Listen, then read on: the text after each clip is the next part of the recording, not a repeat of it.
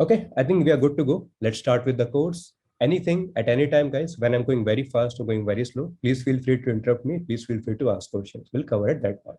Okay, let's start the introduction part. That part we have already done. Let's start with first thing, the very basic thing, operators and data types. Everybody is comfortable with English, I believe. If somebody wants me to teach in Hindi or any other language, just let me know. Everybody comfortable with English, right? Okay. And feel free to interrupt me if you feel like I'm speaking very fast or I'm speaking very slow, because that's my normal speed. Sometimes I speak very fast, sometimes I speak very slow. So whenever I'm teaching something, I will reduce the pace accordingly so you can adjust. Okay. One more thing, guys, this course is not language specific. So it's not like I'll be teaching in a one particular language. If you'll ask me, I can code in any language, I can explain the code. But the idea is to make it as much language agnostic as possible. And that's what the interview process is all about. They will not ask you to write in one particular language, for example, only in Java or other things, until unless it's a very, very interview specific role. For example, some role is only for Java developer, then they will expect you. Otherwise, pretty much all the problem solving rounds, you're free to use any data structure. You're free to use any data structure, you're free to use any language in it. But just to know your preference, it will be good. Most of the common languages are C++, Java, and Python. But if you have any other language, let me know. Or you can just type what's your favorite language and just type one language which you prefer the most. It can be CPP, it can be Java, it can be Py. So you can write C++, Java, Scala, Python. Okay. Scala is pretty much similar to Java. So I don't see much difference there. C# is also pretty much similar to Java. Java, Kotlin, Golang. Golang is good. I am personally working in Golang for past 2 years. Cool. So just to be clear, guys, this course's idea is to make it as much language agnostic as possible. Okay. Scala and Python. But don't worry, I'll first start with the pseudocode, then I will go to the code and you can implement in whatever language you want. I will explain in such a way that implementation will never be a problem as long as you're clear with the, okay. As long as you're clear with the concepts, as long as you're clear with the syntax, so there should not be any problem. Got it? Cool, guys. Let's start with first data types. Then after data types, we'll go to the operators. Then we'll do some questions here. Okay. So just quickly starting here with data types. Okay. First thing first, before even starting with the data type, let's cover one basic professional thing, which is variables and constants. I hope everybody knows. So let's quickly wrap it up. I will not give much time on it because I believe most of you will know about it since you're already working in the industry. Can anybody in one line tell me what are variables, what are constant? Just in one line, if you have to tell me. If somebody says this is a variable and this is a constant, in one line, somebody can tell me.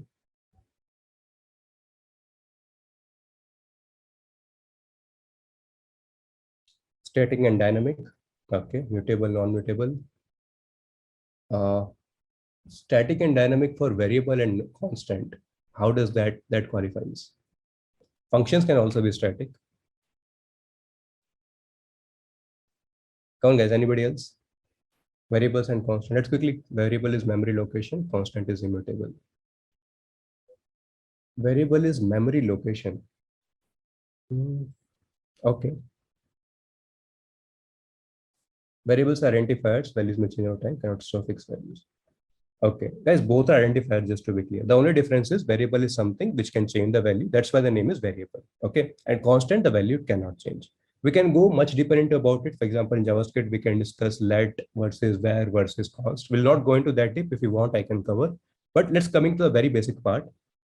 Using any data type, you can create a variable or you can constant. For example, I can create an integer variable, I can create an integer constant. But the fundamental difference between is understand the words, and most of the words in programming, if you see, they are pure English, nothing else, right? Variables is built by vary plus able. That's all. So any new term you encounter, try to break it into English. Vary means ability to change, and able means ability. So variables are nothing. Variables is just that changes value. Okay. That changes value. Just to give a very simple example, I say integer a equal to 10. So in programming, there's a fundamental rule which I believe most of you know. Even if you don't know, let's understand that clearly. Whenever you write LHS equal to RHS, what does that mean? Never ever read that LHS is assigned to RHS. This is always read as RHS assigned to LHS. Understand this logic very clearly. Whenever anywhere in programming you see integer equal to 10, it is read as 10 is assigned to A. For example, this line, if I talk about, and I just annotate here for better understanding, this line, if you're saying A equal to 10, the meaning of this line, or the compiler specifically how it will read is 10 will be assigned to A. That is the meaning in programming. Okay, it's always LHS equal to RHS means RHS is assigned to left hand side. That is the meaning, integer equal to 10. Okay, now coming to the next part, what I was talking about variables. When you say A equal to 10, currently A is a integer which is holding a value 10. If I just write A equal to 20 and I print now, let's say I print whatever language you use, I'm not focusing on the language. If I print A now, what will be the output? If I print A now, what will be the output? The output here will be 20. And if I print A now, then the output will be 10. Just to give you a basic idea. Okay. So this ability that I'm able to change or I'm able to modify the value of A, that is what qualifies as a variable. I can change as many times I want. I can change whenever I want. Be inside a for loop, be inside any other condition. I can change it as much as I want. Okay, that is variable. Now, what is constant? Constant is something which cannot change. The meaning is constant, right? The word English comes from constant. It means something that cannot change the value. Okay, cannot change the value in the sense most of the languages, they have a const keyword. Even Java used to have const keyword, but in Java 7 specific, they have replaced it with final keyword. So let's say if I say const integer A equal to 10 and I just print A, what will be the output now? Const integer equal to 10 and I just print A, what should be the output now?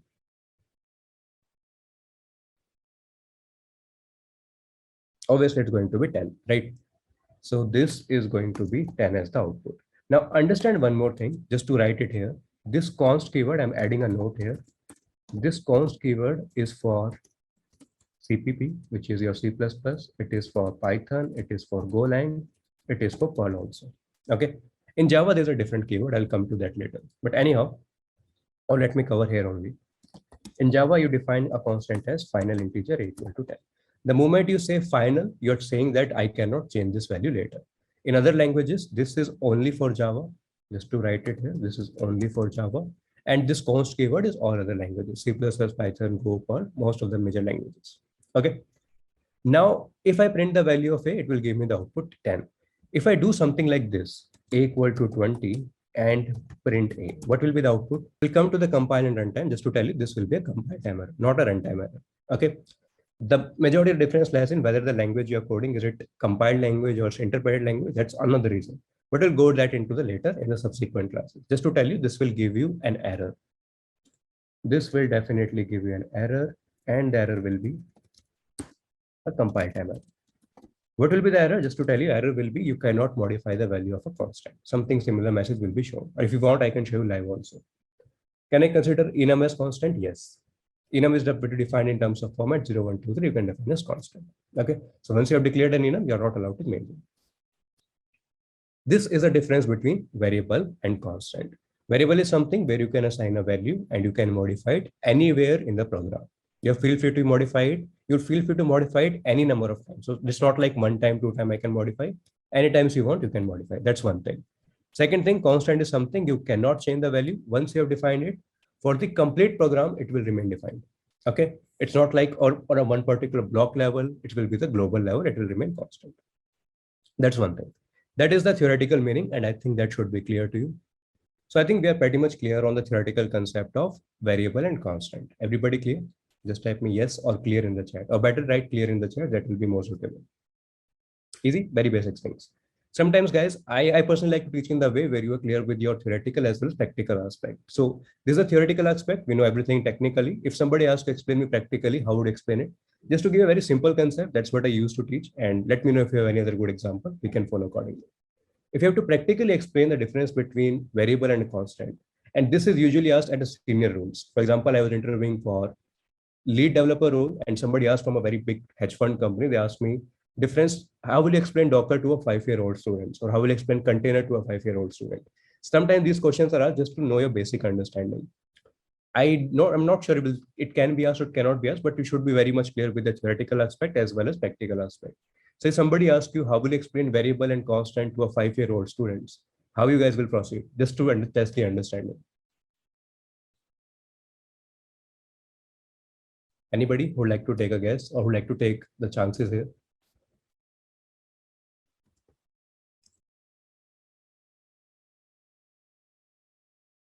If you have to explain variable and constant to a non-technical person or to a 5-year-old student, a 5-year-old person, how will you explain?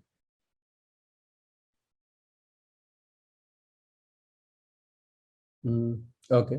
5-year-old will not understand, right? A3 int and all. They will not understand. Yeah, let's make it very simple, very, very simple. And it's not, it will be asked when you're going for senior roles, but generally they don't ask for such code, but it's good to know the understanding, right? Inside out. Just take a simple example. If this is a theoretical understanding and this is a practical understanding.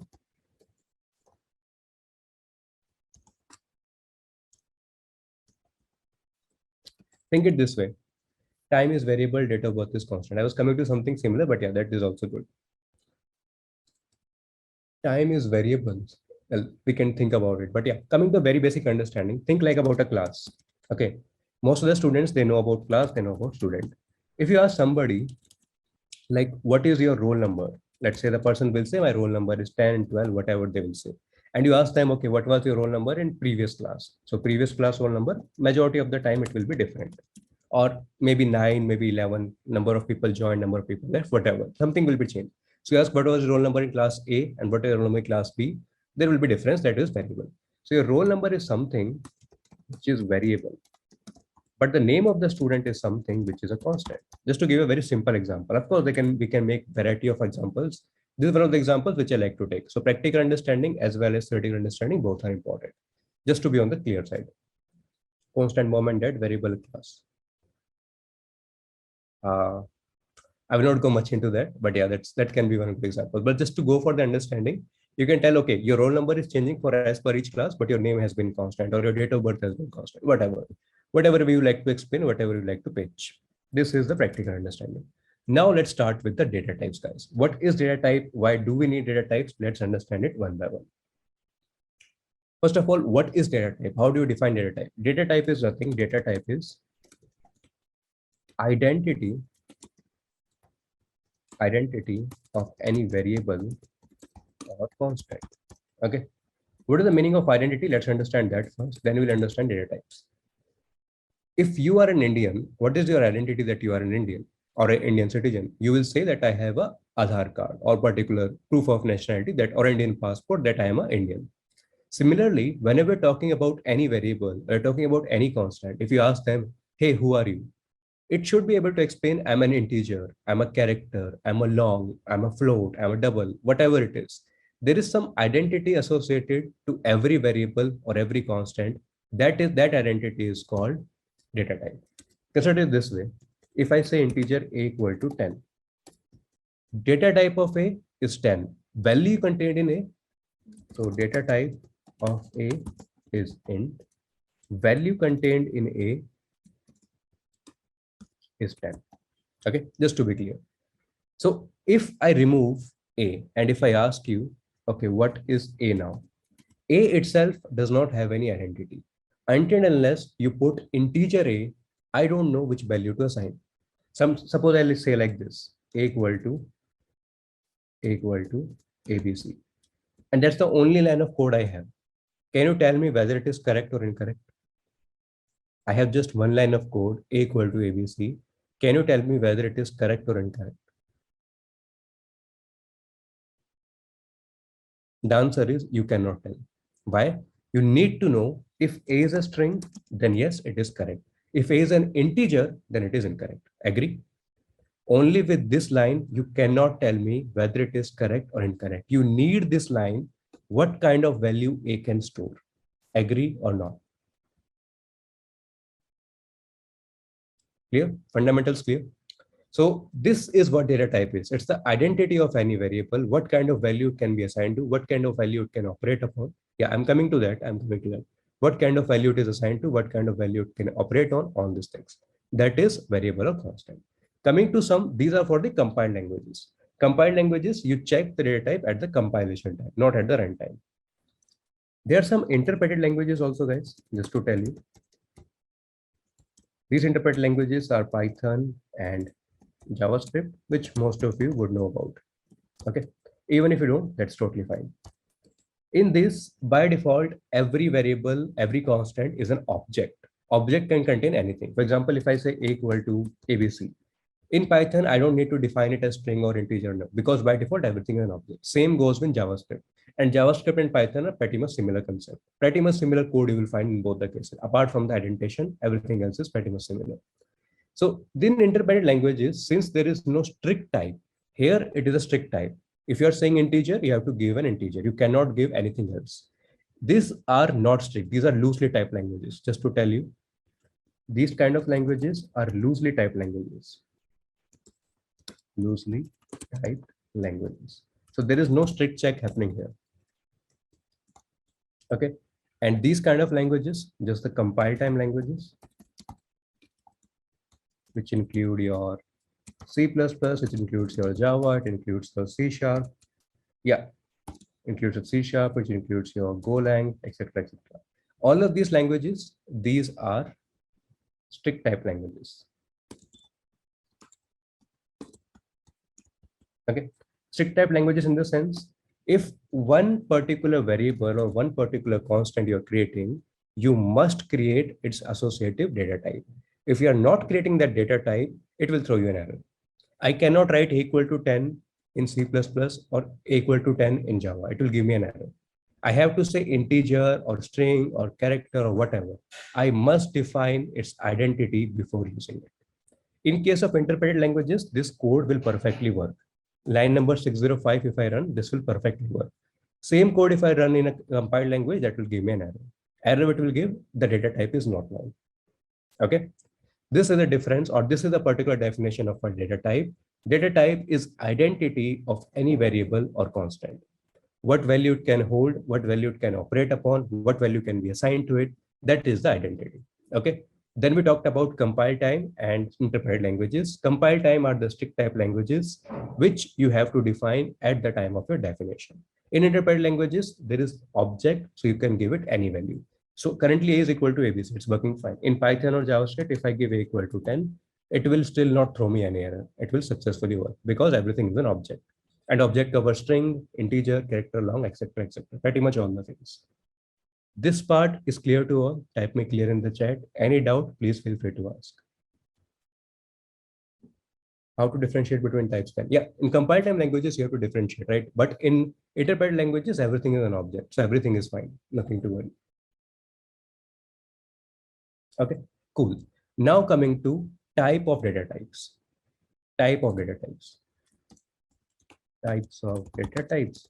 So here we have two different types. One is called primitive. One is called non-primitive. Okay. And I'm pretty much sure the meaning of primitive, non-primitive would be clear to all. In case it is not, let's understand in a very lucid way. Primitive means something which is already defined by the language. So language provides us that. We are not implementing that. Non-primitive is which is not defined by the language, but you are implementing. Non-primitive are also called user-defined. Okay. So this is primitive means default, whatever is provided by the language, and non-primitive means user-defined, which is I am implementing in my own way. That's one thing. Let's talk about primitive data types, then we'll go to the non-primitive data types. In primitive data types, we have four major categories. One is a number. One, it can be a character. One, it can be a Boolean. One, it can be a decimal. These are the four major categories. Number, character, Boolean, decimal. Inside these four categories, we have different type of data types. Let's see that in sense. First, if I talk about character, CHAR in short, or character. Okay. This character is something which can hold only one character at one time. A character variable or a character constant can contain only one character, which means A to Z, or capital A to capital Z, or 0 to 9, or a comma. You can say a comma, you can say any particular symbol. So I'm just writing symbol here. Whatever symbol you're saying, it can contain only one value. That is what you call a character. And that contains one byte. In all other languages except, anybody can tell, except?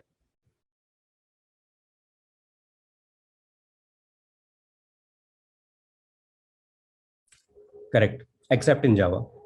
So this contains 1 bytes in all languages, but specifically in Java, it's 2 bytes. Anybody knew already this, or anybody know the reason behind it? Then also let me know. Okay, this is very basic. So actually, a lot of time people don't know it. Even who are very, very experienced, they don't know it. Just to tell you about. Okay, before that, let's go up. Yeah, I'll explain. Before that, let's go to the very fundamentals of size. I hope you guys know it, but still let's cover it. 1 byte equal to means 8 bits. Agree? 1 byte means 8 bits. I hope everybody knows that. So size basics is the heading I'm giving. 1 byte equals 8 bits. And 1 bit, let's start with the very fundamental. 1 bit is only 0 or 1. Your computer, your program, any machine you take in the world, they just understand 0, 1. They get the instructions in bits. This part everybody clear? If anybody thinks whatever string you are typing, whatever integer you are typing, they understand. No. Whatever code you write, that is for you, that is for other developers to understand. That is why these languages which you code, these are called high-level languages. High-level languages means something which developers can understand, something which other people can understand who know the technology. That's all. Computer does not understand Java. Computer does not understand C++. Computer does not understand Python. Just to be very, very fundamental things. They understand 0, 1, 0, 1, 0, 1. Whatever instruction you're giving, they understand in 0, 1. Okay. Any high programming language you use to give instructions, the whole purpose is to give instruction, right? If you're asking a code to write 1 to 10 numbers, you're giving instruction to the machine, hey, write code from 1 to 10. That's all. That code you write in whatever language you write, they are not going to understand that language. The compiler will convert that programming language into a class file. If it is Java, it will be converted to class file. Then it will be ultimately converted to machine code. That machine code is 0, 1. Program only works upon machine code. Just to give you a basic understanding, let's say I write a file called program.java. Okay. The moment it will be compiled, it will create a file called program.class. That is the machine code which is contained here. Your program will consume that .class file or that 0, 1 instruction and give you the output. These are very basic things, but in case somebody doesn't know, it's good to know. So if anybody thinks I'm writing Java, my machine is understanding Java, machine is not understanding Java. You know the syntax, machine doesn't know. Machine is not understanding Scala, machine is not understanding Golang, any of the high-level languages, machine does not care. Machine just understands 0, 1, 0, 1, whatever format you're giving. So whatever long piece of code or short piece of code you're writing, ultimately that will be converted into 0, 1, 0, 1 instructions. Everything will be in binary. That machine code or /binary I can write here, that will be used to take it and generate the output. Program flow. This is the program flow, and this is what you call as high-level language. This basic thing is clear to all. This basic thing is clear to all. Type clear in the chat. And I'm sure most of you would know it, but in case somebody is knowing for the first time, that also is now sorted, right? So don't say in the interview that I'm writing Java code, machine is understanding Java code. No. Machine only understands 0, 1. They have not evolved till 1970, since the first they were discovered. And I hope you guys know about Turing machine. That was the first machine discovered. Anyhow, we have evolved. We have made many languages. Machine are still working in 0, 1. Okay. Now coming to the size basics. 1 bit is 0, 1. That is where I got this idea for this program flow. That is what machine understands. All the instructions we are giving, they are getting in 0 and 1 format only. That's all. 1 byte is the next digit. We have 8 bits. And in between, there is one more called nibble. 1 nibble equal to 4 bits, just to be clear. But nibble is not mostly used. So just to tell you, 1 byte equal to 8 bits. Then after 1 byte, we have 1 kilobytes, which is equal to 1024 bytes. Then we have 1 megabyte, which is equal to 1024 kilobytes. Then we have 1 gigabytes, which is equal to 1024 megabyte. Then we have 1 terabyte, which is equal to 1024 gigabyte. This basic things everybody knows. This basic thing everybody knows. Okay, why I'm writing this, it will make more sense now. Now coming to this. Now coming to this, which is character, right? First we are talking about character, then we'll go to other data types. Character is just used to include only one character. It can be number between, let's write it 0 to 9, 0 to 9, A to Z, 1 second, 0 to 9, A to Z, or any particular symbol, right? Only one symbol at a time. When you say 1 byte, you're talking about how many bits? You're talking about 8 bits. All of you know about ASCII characters? All of you know about ASCII characters? ASCII characters. Anybody who doesn't know, let me know. I can explain, or if you know, then it's good to know. Just to tell you about, guys, ASCII character is something, every character on your keyboard or every character that you can possibly think of, they come with some kind of number associated with it. That is what we call as ASCII code of it. For example, if I talk about ASCII code of few of the characters, which some of you will also know, a small a is 97. And if I have to Z, that will be 97 plus 25, whatever that number comes. And capital A is 65, something like this. So every similarly space bar will have some ASCII code and so on and so forth. So all of these ASCII characters, these are ASCII characters which are built in using 8 bits. Okay, 8 bits means 2 raised to the power 8, that is 256. 256 is the maximum number. So that's why 2 raised to the power 8, which is equal to 256. So 0 to 255 is the ASCII code limits. All of these are built upon ASCII code. Whenever using any other programming language apart from Java, they store the ASCII character. They store the ASCII character. That's why in all other programming language, size of a character is 1 byte. This part is clear to all. All other programming language, they store the ASCII character in the character data type. Since the ASCII character is of 1 byte, that is why 1 byte is the size in all other programming language. Is this part clear to all? Okay.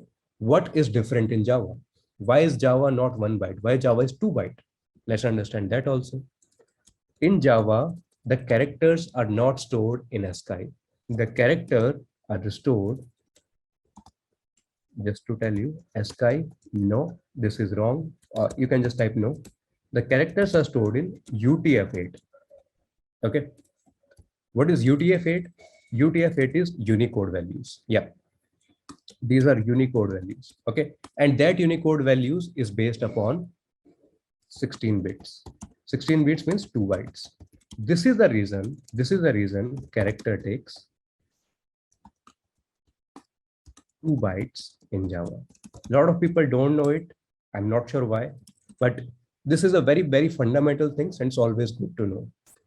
Even if I ask 10 people, if I interview 10 people, I ask them, either 1 or 2 will be able to tell that character store 2 bytes. And if I ask why, only one of them will be able to tell, and sometimes none out of 0, none out of 10. So this very basic thing, but it's good to know. All other programming language in the character, they are storing using ASCII characters. ASCII character takes 8 bits. 8 bits mean 2 raised to the power 8, so it is a 1 byte in memory. So that's why character takes 1 byte in all other languages. In case of Java specifically, it's not working upon ASCII code. It is working upon, yeah, Kotlin also. So Kotlin is built upon Java framework. Yeah, Kotlin also. Whatever language which is using UTF-8, that will be 2 bytes. Whatever language they're built upon ASCII, they will be based upon 1 byte. That's the whole idea. This part clear to all? Just let me know in the chat. Anybody has any doubt, feel free to ask. If this part is clear to all, let me know in the chat. That is your character part. Okay. So I will just copy this so I can keep track properly. Yeah. This is your first data type, which is your character. Second data type, let's talk about Boolean. Boolean. Okay. In Java, it's capital B. In C++, small b, and other languages, small b. Okay. In C# also, it's a capital B. Boolean is just about store only 2 kind of values. Either it's going to be true or it's going to be false. Either it's going to be true, it's going to be false. Okay. Now, this true or false in memory, this is represented as 0 or 1. Make sense? Or let's write 1 and 0. 1 means true, false means 0. Basic understanding, right? How many bytes or bits do you think is required to store 1 or 0?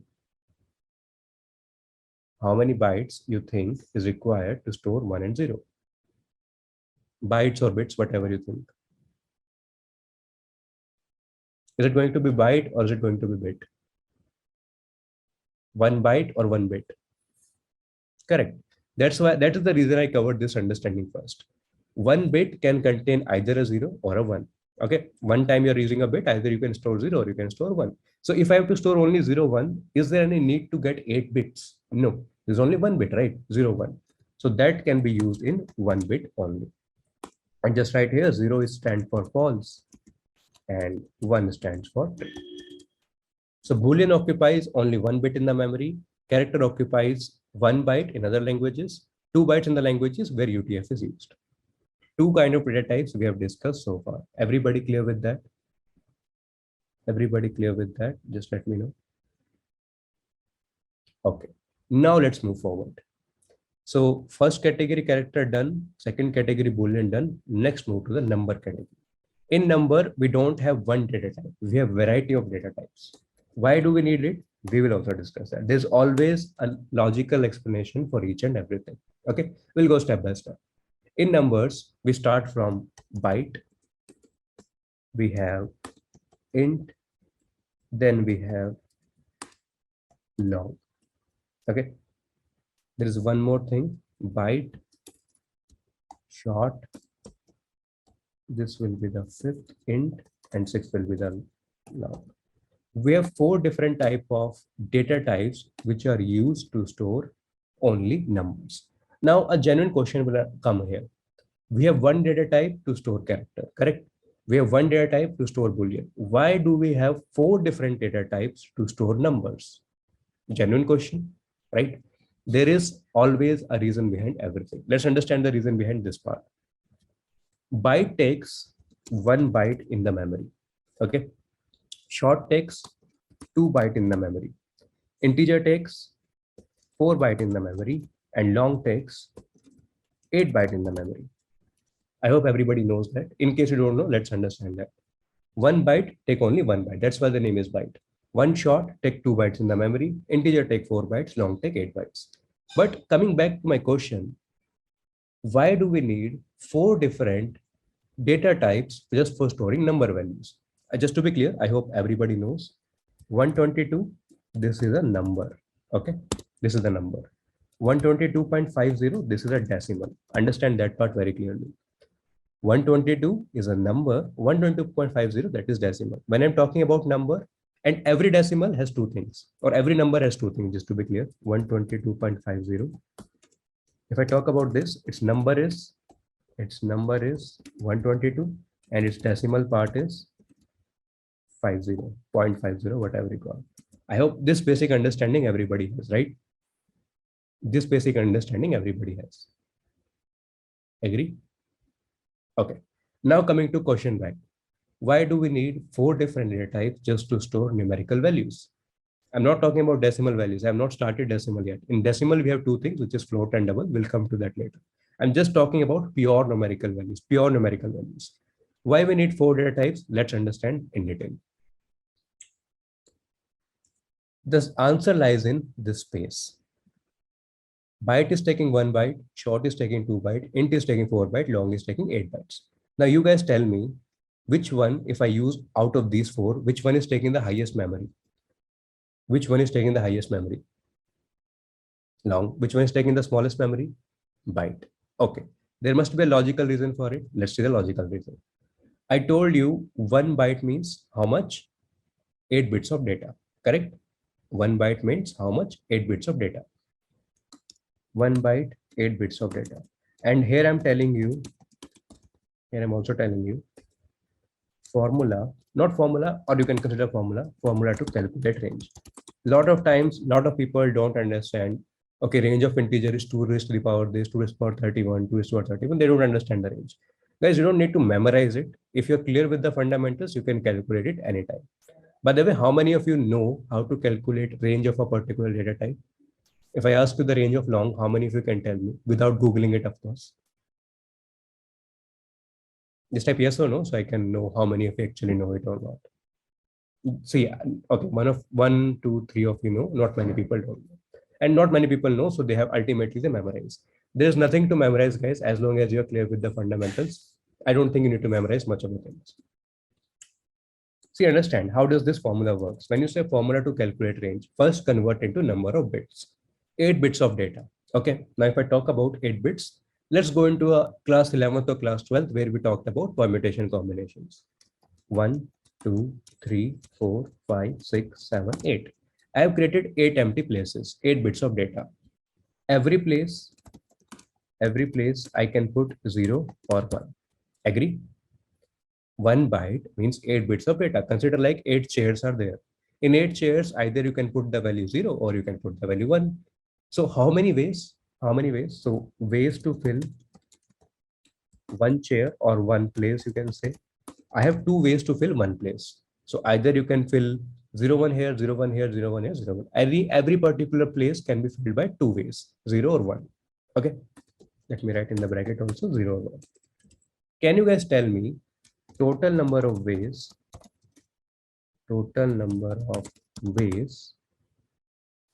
to fill complete 8 places? Anybody? Simple permutation combination, nothing else.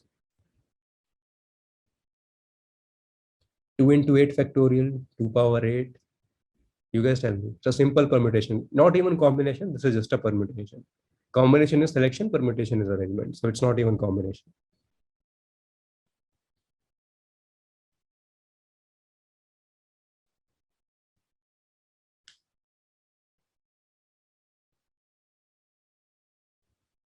Come on, guys, be quick. 8 factorial. Okay. Just understand in very simple way. This place can be filled by 2. Agree? This can be by 2. This can be by 2. This can be by 2. This can be by 2. 2 into 2 into 2 into 2 into 2, 8 times. Ways will be what? 2 into 2 into 2 into 2 until 8 times. That is what we call as 2 raised to the power 8. Agree or not? Simple question. Even permutation is not required. Simple mathematics, you can see this will tell you 2 raised to the power 8. Okay. Now, when you're talking about 2 raised to the power 8 combinations, so if anybody is not 2 raised to the power 8, that value is 256. You can calculate yourself. So not much time required there. 2 raised to the power is 256. Now, this 256, if I just take positive values, that will be 0 to 255 because 0 will also be counted. So that will be positive values. What usually happens is 1 bit is reserved for positive / negative numbers. So whether the number is going to be positive or the number is going to be negative, it's 1 bit is reserved for that.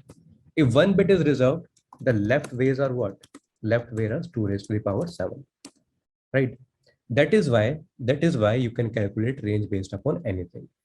So this byte range, 1 byte specifically, this comes to be minus 2 raised to the power 7 to 2 raised to the power 7 minus 1.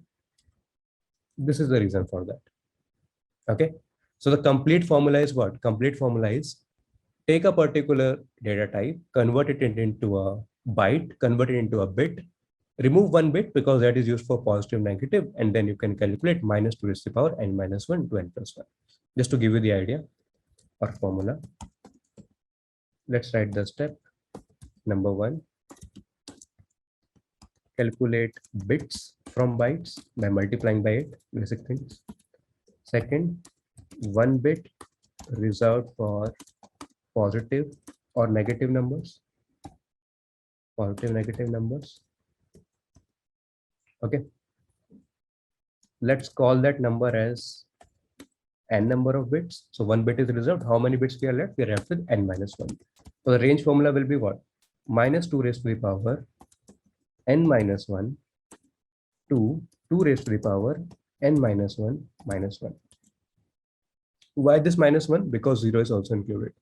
So total range, if you will see, that will combine up to 2 raised to the power n. That is why you say the range of byte is minus 2 raised to the power 7 to 2 raised to the power 7 minus 1. This is nothing, minus 128 to 127.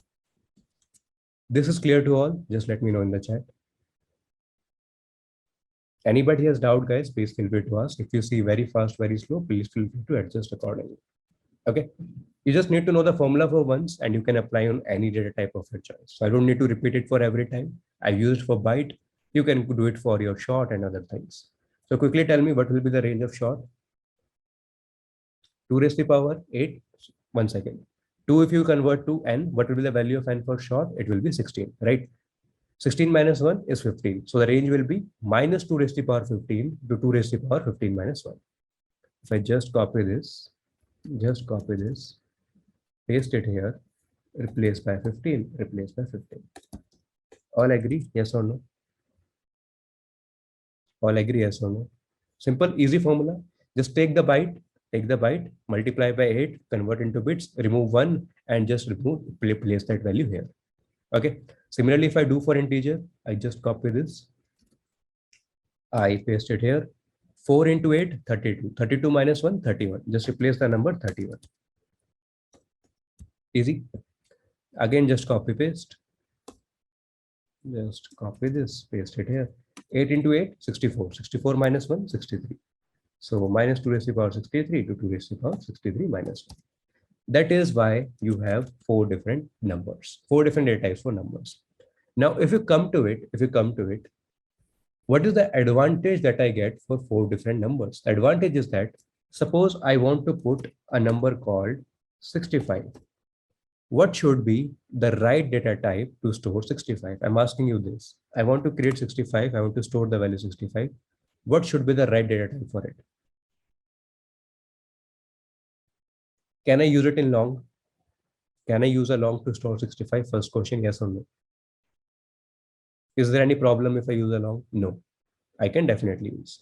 Can I use a int? I can use. Can I use a short? I can use. Can I use a byte? I can use. Anything I can use for 4. But which one is saving me the most memory? Which one is saving me the most memory? Byte is saving me the most memory. That is why you have 4 different data types for numbers only. I hope now it makes all the understanding. Okay. Similarly, if I say I want to store a value called very, very large value, let's say, and just to tell you about this is minus 2 billion to plus 2 billion, just to give you a rough estimation.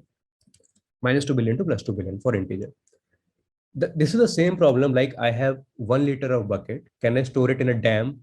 Of course you can. If you have 1 liter of water, will you store it in a dam? No. We'll prefer to store it in a 1 liter of water bottle, right? 1 liter of water you can store in a water bottle also. You can store it in a bucket also. You can store it in a drum also. Or you can store it in a dam also. Will you prefer 1 liter of water storing in a dam? Obviously no. Why would I? Why would I store in a drum? Why would I store in a bucket? I have 1 liter of water. I will store in a 1 liter of water bottle. That makes sense. Okay.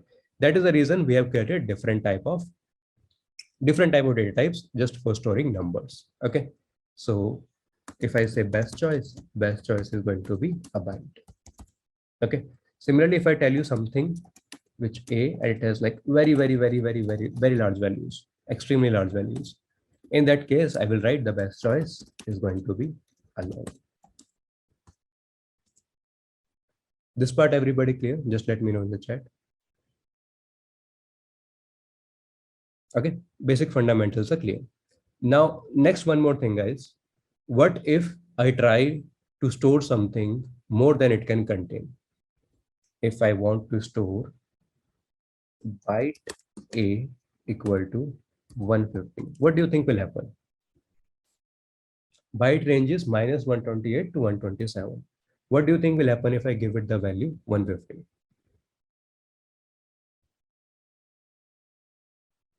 Will it throw me error? Will it not throw me error? What will happen? Okay, understand it this way. You have a bucket which can contain 10 liters of water. Again, you have a bucket which can contain 10 liters of water. What will happen if you put 20 liters of water into it?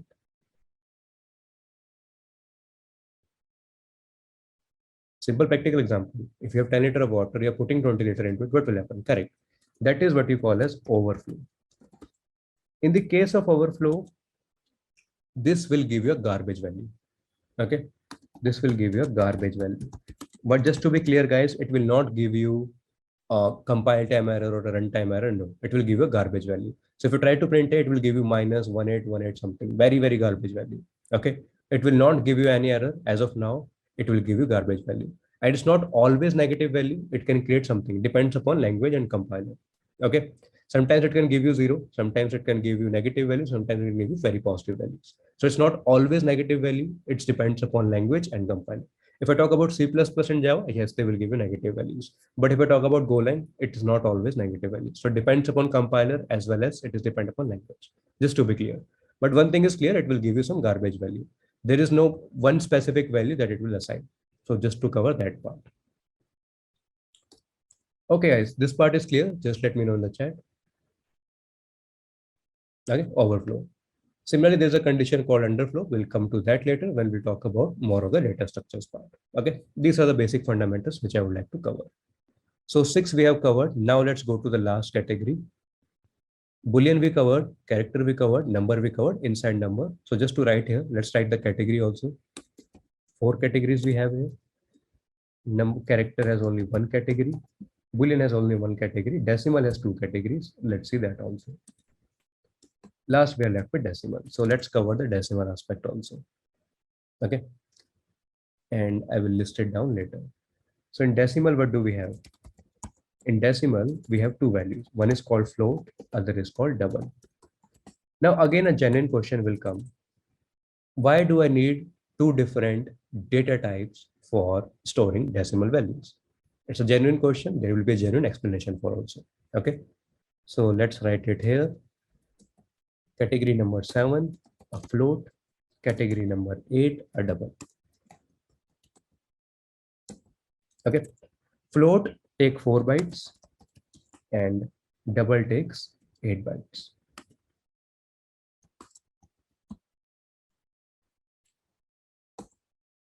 Since it is storing 8 bytes, so I believe something it will giving me in the advantage also. So it is taking more memory. I expect it should be giving me something in the advantage. This is also used to store decimal value. This is also used to store decimal value, just to be clear. Then why is that one is taking 4 bytes, other is taking 8 bytes? Why? Of course, there will be a reason. The reason is here. When you put 223, let's take any number, 223.25 here and 223.25 here. Are both numbers same? Are both numbers same? Yes or no? How do you know? How do you know that both numbers are same? You're comparing the numerical part, you're comparing the decimal part, both are same. Agree? You're comparing numerical and decimal part. But in the case of float, when you store this value, float will store it as 223.2500. This is 4 digits of precision. 4 digits of precision, which is provided by the float. In case of double, it is 25, 1, 2, 3, 4, 5, 6. It is 8 digits of precision, which is provided by double. And that is where all the difference come into the picture. The more precision you want, the more it will take in the memory. Float gives you after decimal, I'm talking. So when you're talking about digits, we are talking about after decimal. So after decimal, up to 4 digits precision, it will give you float. After decimal, 8 digit precision, it will give you double. That is the difference between float and double. This is the reason we have 2 different data types in case of decimal. 2 different data types in case of decimal. This part is clear to all. Just let me know in the chat. And let me just copy paste this also. So it will be useful for you guys. Both are using decimal values. The difference is here, 4 and 8. That is all about our primitive data type, guys. So quickly winding up what we have done. And let me also cover this part in detail. So yeah. Computer understands 0, 1 binary. Computer only understands 0 or 1, which is called as binary or bits. Okay. And then you have given the corresponding machine. This is correct. KB, MB, GB. So this is called terabyte. Then after next we have is petabyte. Next we have is zettabyte. You don't need to know more than zettabyte. There are obviously, but you don't need to know. That much is sufficient. Just copy this.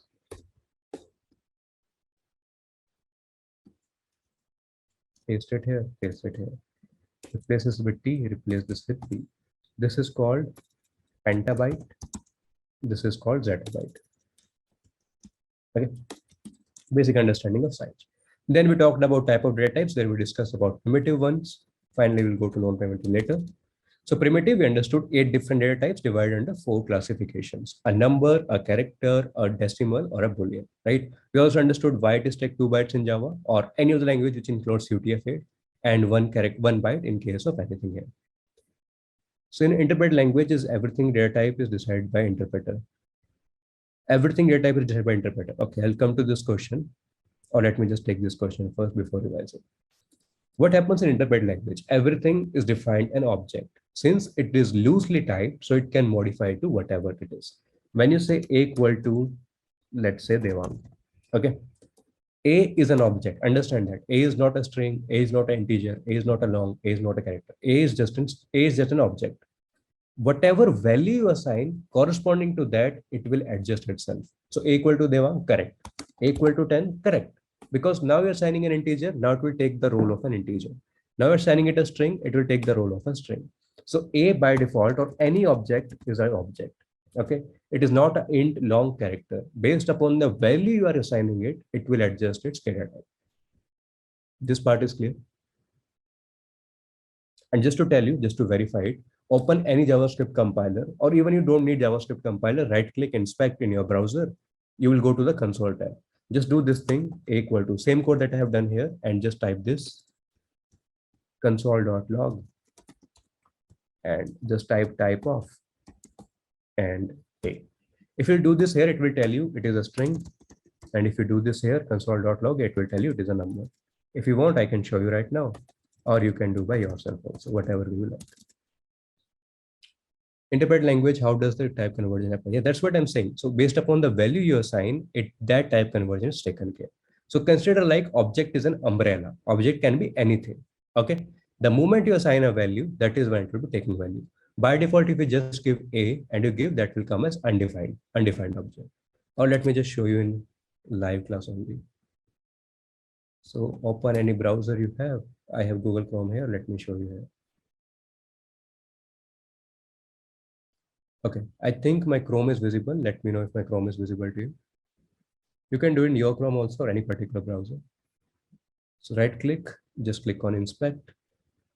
Okay, and just go to a console and just do this. A, that's all. And console.log A. A is not defined. It will give you the values not defined. Okay. And now just give A equal to 10. Or let me just copy the code and console.log type of it. What is the output? The output is string.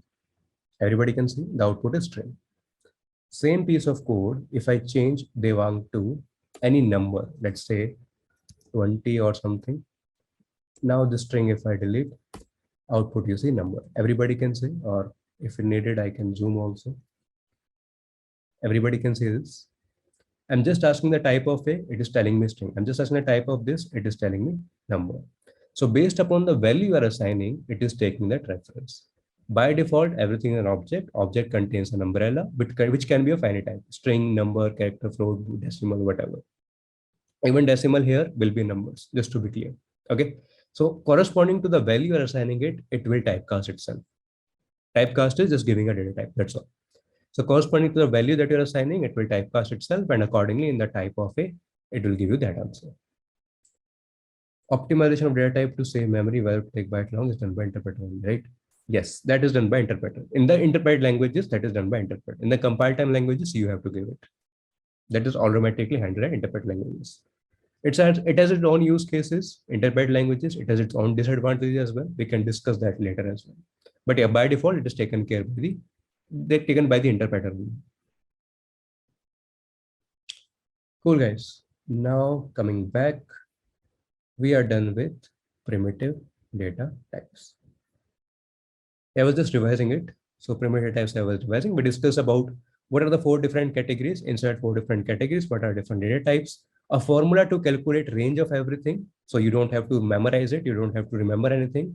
Just remember this and replace n with whatever 4 into 8 number of bits. That will be pretty much simple. Okay. We also discussed about this. Yeah, I will discuss with Manu how to share the notes. Usually upload it to GitHub. Let's see how it goes. Or will you ask me to upload anywhere else? I'll discuss after the class, but I will make sure that you guys get the notes before the next class. Okay. And what else we discussed? Yeah, we discussed about decimal part. What are the different categories? I think primitive data types, everybody should be clear.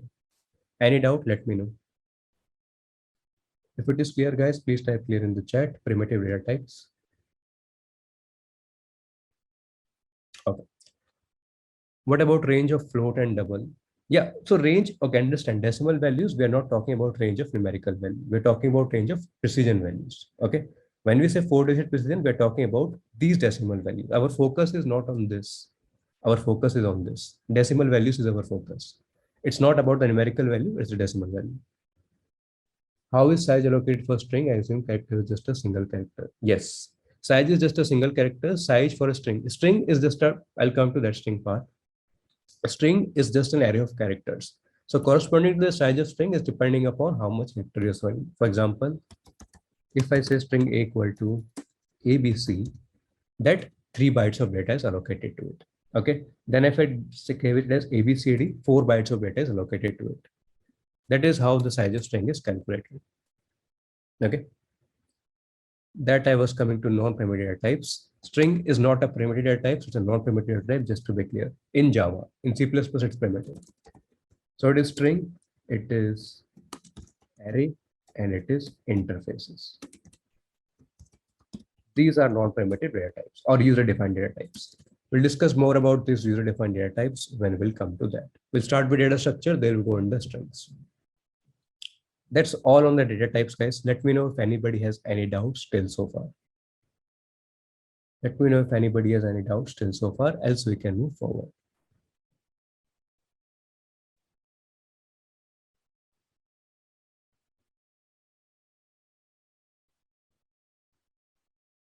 Yes, if it's all clear, please type clear in the chat so we can move to the next part. Data types part is done. Let's move to the next part, which is operators. Okay, cool, guys. Let's move to operators. Yeah, let's understand operators here. Guys, should I write the code for this? Because I think these are very basic things. So should I still write the code? I can write the code, but I think you can create pretty much all data types of it and you can write it. So should I write code or should I skip it? Let me know. Not needed. Okay, cool. Let's move to operators. In the operators, let's understand what are different type of operators and how it is present. We'll cover each category of operators in detail. So first one is mathematical operators, which I believe most of you will know about. This is what you have been learning from class or school grades, you can say. Subtraction, addition, subtraction, multiplication,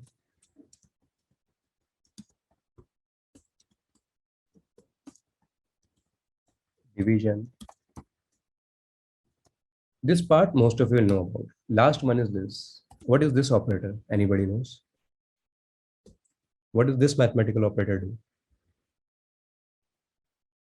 Correct. This is called modulus operator, not modulo operator. This is called modulus operator. Okay. Correct. It gives you this division gives you quotient. I hope everybody knows about quotient and remainder. This gives you remainder, just to be clear. Okay. Modulus operator, it gives you remainder. Division operator gives you the quotient. Okay. So if I just take a very simple example, 12, I can write it as 7 into 1 plus 5. Okay. I hope everybody is clear with the basic terms, divisor, dividend, all these things. So just to write it here, it is written as D equal to D into Q plus R. That's how you would have been told in the school level, right? D is your divisor, D is the dividend, Q is the quotient, R is the remainder. Okay. 12 is here our dividend.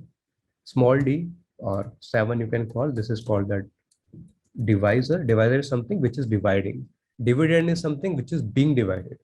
Okay. Capital D is the dividend which is being divided. Small d is the divisor which is dividing.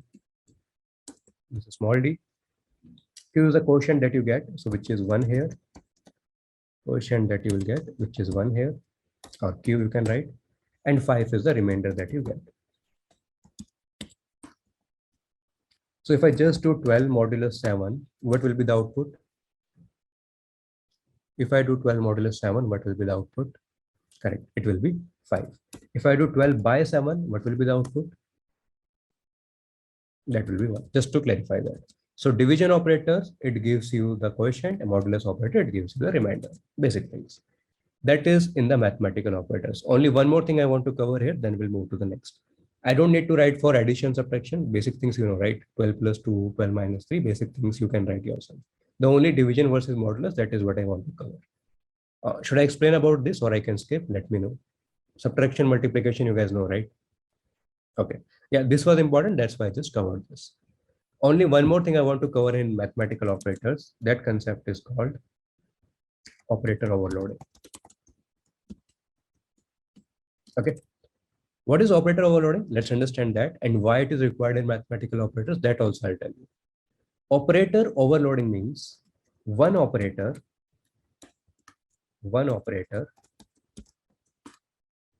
behaves differently. Now, what is differently? I'll explain that later. One operators behave differently with different data types. Okay. Let's take an example. So only one operator, only one kind of operator, it is behaving differently with different data types. So technically, an operator should work in the same way, right? But it is behaving differently. That is when you say, okay, this operator is overloaded. Take example of plus operator. Okay. Whenever I use plus with an integer, it will add the numbers. Okay. Simple example, if I say 5 plus 2, what will be the output? That will give me 7, correct? Because 5 plus operator will add the 5 and 2, it will give me the output 7. So whenever using with any numerical values or integer values, it will add the numbers. If I use that with a string, in that case, it will concatenate the string. Concatenate, append, whatever you want to call it, it will concatenate the string. Take this example. If I say Dev, if I say ANG, what will be the output? What will be the output? Correct. It will give you, it will just combine the string without space, of course, right? So this will be the string. And this is what you call as concatenate / append / merge, whatever you want to call. Concatenate, append / merge, whatever you want to call. That is what this will do. Now just observe what has happened. Same operator is there, right? I have not changed the operator. Plus is the same operator. When I'm using it with a numerical value, it is adding it. When I'm using with a string value, it is concatenating it. Same operator behaves differently with different data types. That is what you call as operator overloading. This part is clear to all. Just let me know. Okay. Similar to that, we have function overloading where we pass different type of parameters. Function give differently. We'll come to function overloading when we will come to the functions. But this is one part I want to cover here, which is operator overloading. Okay. That's all about mathematical operators, guys. These basic things you already know, and this modulus division, that is I wanted to cover, and operator overloading. Let's move to next category of operators. After mathematical, let's go to relational operators. Okay, what are relational operators? Relational operators always give you output as true or false, just to be remembered. Relation operators will always give you true or false in the output. Relation operators, as the name says, it just tells you the relation between two particular operands. It just tells you the relation between operands. So this is less than, this is greater than. Let's write like this then. Then you have, just copy this. This is called less than or equal to. And just copy this, paste it here, greater than or equal to. Correspondingly, you can write this is equal to, and this is not equal to. Okay. Just on that note, guys, I want to add one more note here. Basic things, but I hope you guys know it. This, when you see a single equal to, that is used for assignment. That is not used for comparison. When you say a equal to 10, you are assigning 10 to a, not a to 10, just to be clear. RHS is assigned to RHS always in the programming. So when you're writing a equal to 10, you're assigning 10 to a. You are not comparing a with a. But when you cite double equal to, that is when where you are checking for equality.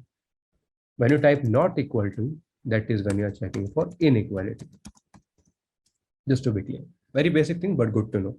In case of JavaScript, there is a concept called triple equal to also. So triple equal to is checking both for values as well as for data type. Double equal to is just checking for value, not for data type. But we don't need to discuss that here. If you want, I can discuss, but that's pretty much it.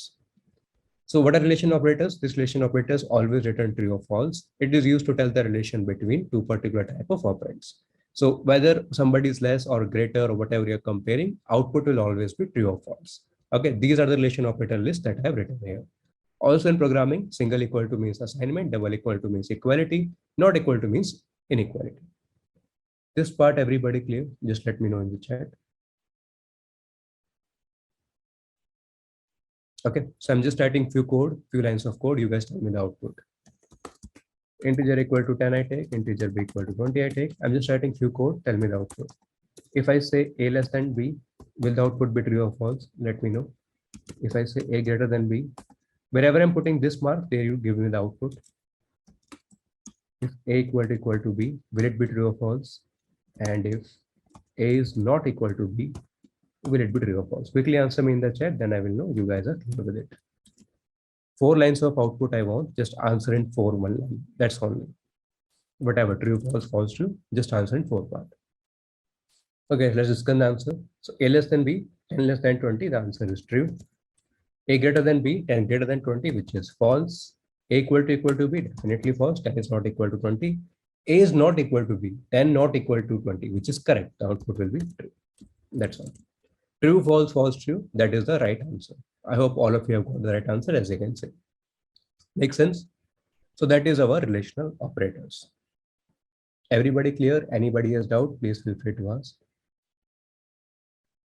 Everybody clear? Anybody has doubt? Please feel free to ask.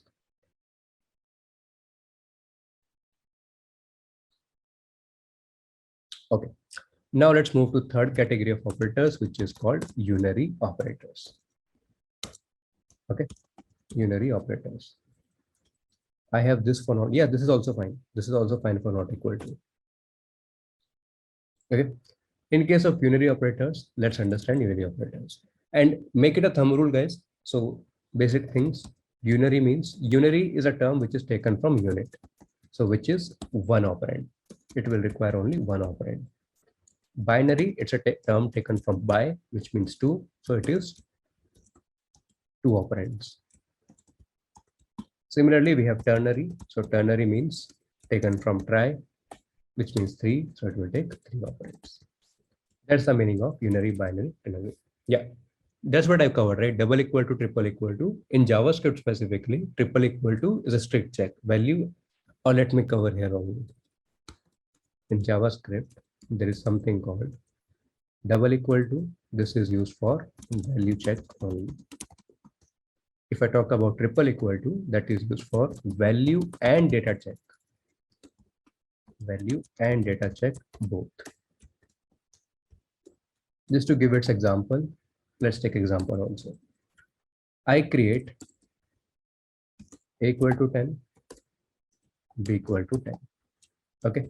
In JavaScript, I'm talking about, if I say a equal to b, the output will be true. Because values being compared, it is 10 and 10. But if I say a triple equal to b, then the output will be false. So what is happening here?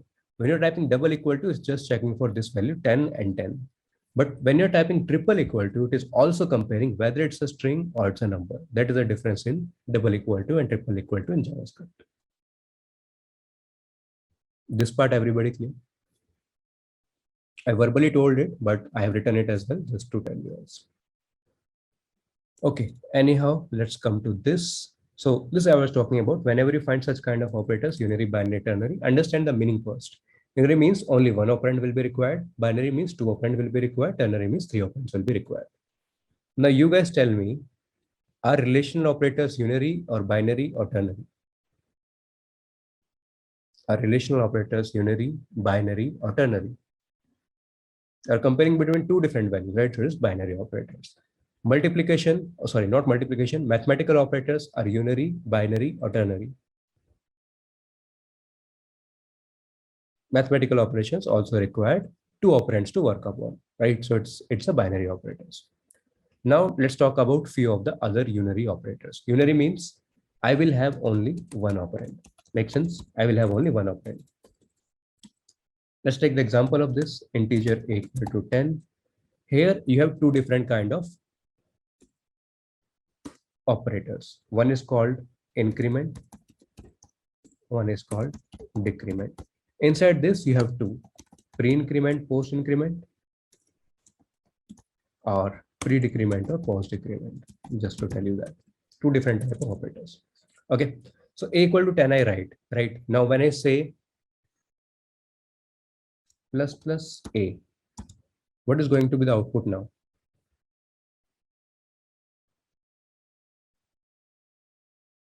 Correct, the output will become 11 now. If I say minus minus a,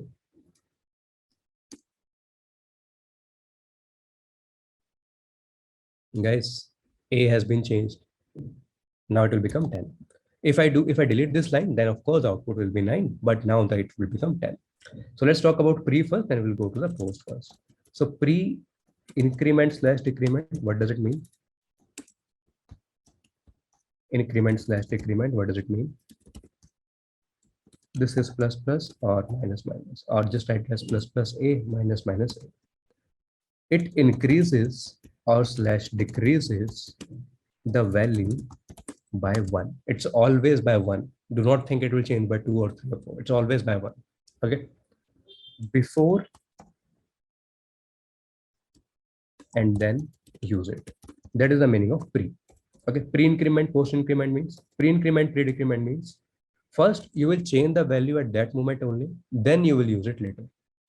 Change the value, then you will use it later. Okay. So next time I'll be using a after line number 887, it will be the updated value, which will be the 11. Pre means before, post means after. Everything, 90% of the terms in programming is got from English only. Before you change the value, then you use the value. Okay. On the other hand, if I talk about post, so example I have written here equal to 10, or just copy paste this example. Copy paste this example and paste it here. This example I'm talking about. Okay. That is pre-increment or pre-decrement. What are post-increment, post-decrement? Let's just copy this, paste it here, then we'll see it. If I say post-increment, decrement, it will be a plus plus and a minus minus. Okay. It will increase that, it will first use it, and then it will increase or decrease the value by 1.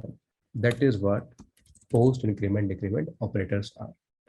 So first it will change the value, then after changing the value, first it will use the old value, then after using the old value, it is going to implement. That is the meaning of post-increment, decrement. Make sense?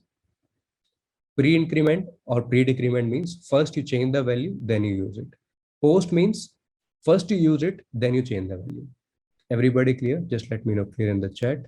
Any doubt, please feel free to ask. Easy, the meaning of pre and post. Okay. Now let's move to ternary operators also. Ternary operators also. Okay.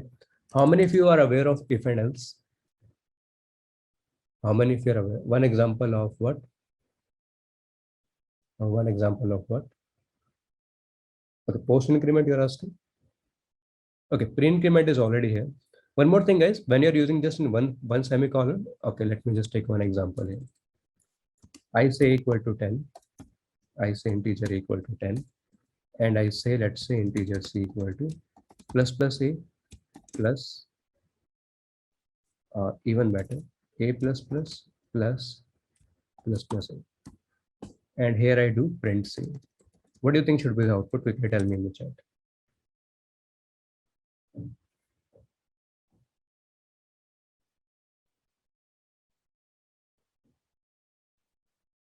Should it be 21? Should it be 22? Should it be 23? Should it be 20? Should it be 19? 4 or 5 options I can give you. So just copy this. I can paste in the chat also. Okay. Just let me know what do you think will be the output.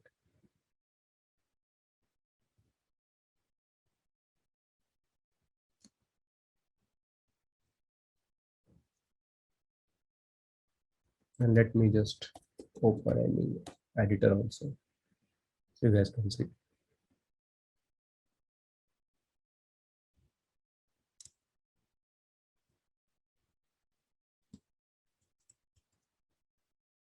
"23, 21, 22, a lot of other things, 22.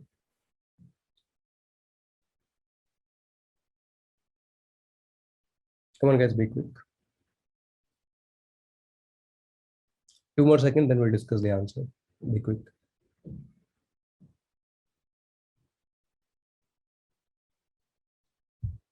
"23. Okay. How is the output 23? Let's understand that. How is the output 23?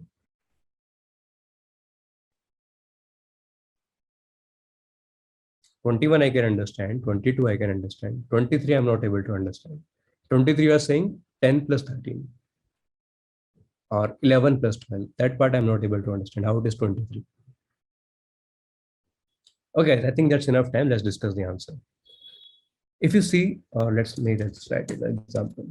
If you see what is happening here, A you are given as 10. A plus plus is pre or post? A plus plus is pre or post? Post. Okay. So it will use the value 10 here. Later it will increment. Agree? It will use the value 10 here. Later it will increment. Yes or no? Okay. This position, it will be 10. Agree? Okay. After 10, since you have used it, now this will change to 11. Now this will change to 11. Okay. Now, value of A is 11 now. When you say plus plus A, it will become 12. Agree? Value of A is 11 now. The moment you say plus plus A, it becomes 12. So what will happen? 10 plus 12. This will give you 22. Your output, if you see here, that will be 22. All clear? Any doubt? Feel free to ask. Post decrement means first you will use it, then you will change it. Pre means first you will change it, then you will use it. And let me just show you also, if I can get you the code somewhere. Let's go to lead code. Lead code should be fine. Yeah. All of you can see my lead code screen. Just let me know in the chat. Okay. Let's quickly, yeah, this much should be visible to all, right? Let's quickly write the code we have written there. A equal to 10, and I'm giving B equal to plus plus. Sorry, it was A plus plus plus plus plus. That was it, right? And we were printing the B. Let's run the code. Let's see the output. Output you can see 22. So this value corresponding, this value is 10, this value is 12. So 10 plus 12 gives you 22. I think it should be clear to all now. Okay. Now if I go back to Sublime, let's discuss next type of operators, which is ternary operators. Okay. Yes, this is clear to all, right? Or should I spend more time on it? Let me know. But I have taken the code example, so it should be clear, right? Okay. Let's understand ternary operators. Ternary operator means 3 different operands will be required. Okay. If you guys remember about if and else, so what happens is in if you give a condition, if that condition is true, whatever is executed here, it will be executed. In the else case, whatever is the else case, that will be executed. Same thing we can do using ternary operators. Okay, let's see that. Or let me write a if else code, then I will convert it to this. So let's take a simple if else code, integer equal to 10. And what I'm doing is if A is equal to 10, then I'm going to print hi. or I can say yes, and here I can print. What will be the output of it? Quickly give me in the chat. What will be the output of it? Output of this will be yes, because condition is true. Okay. Now, if same thing I have to write using ternary operators.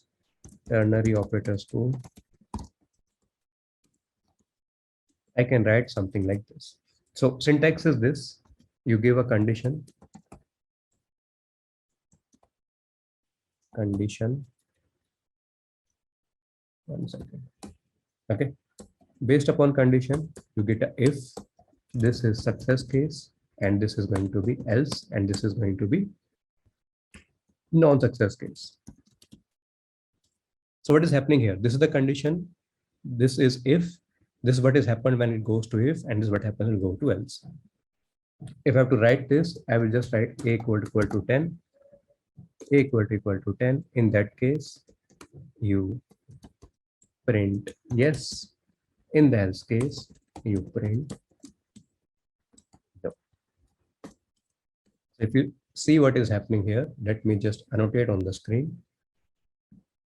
This is the condition. This condition is this condition is this condition.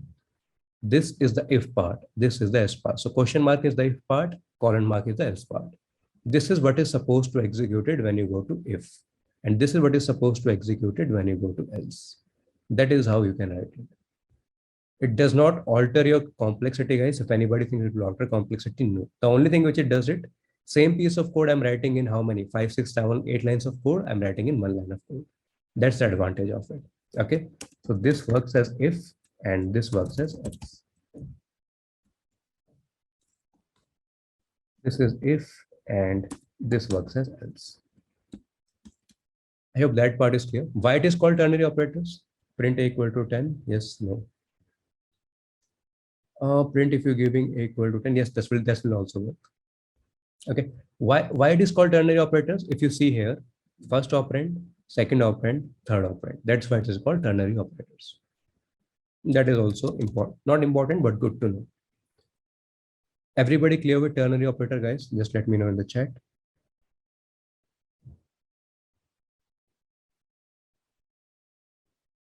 Okay, let's cover last type of operators, which are our fifth, which are our logical operators.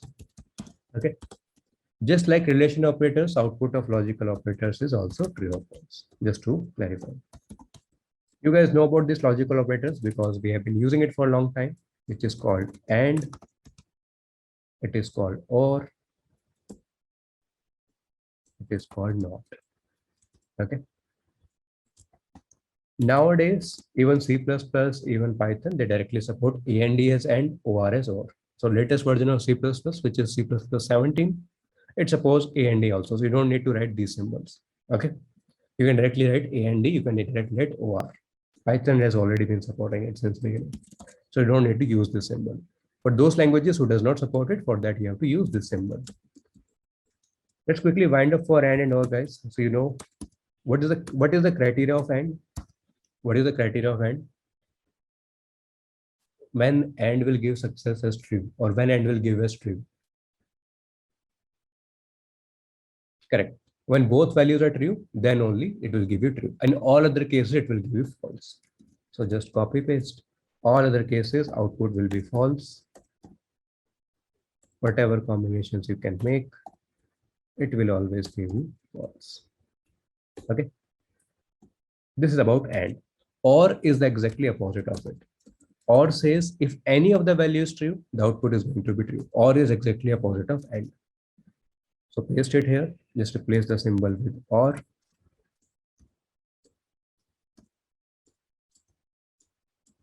The only case where the output will be 0 is this. All the other cases, output will be 1. Easy. That is about and not. Now coming to not part.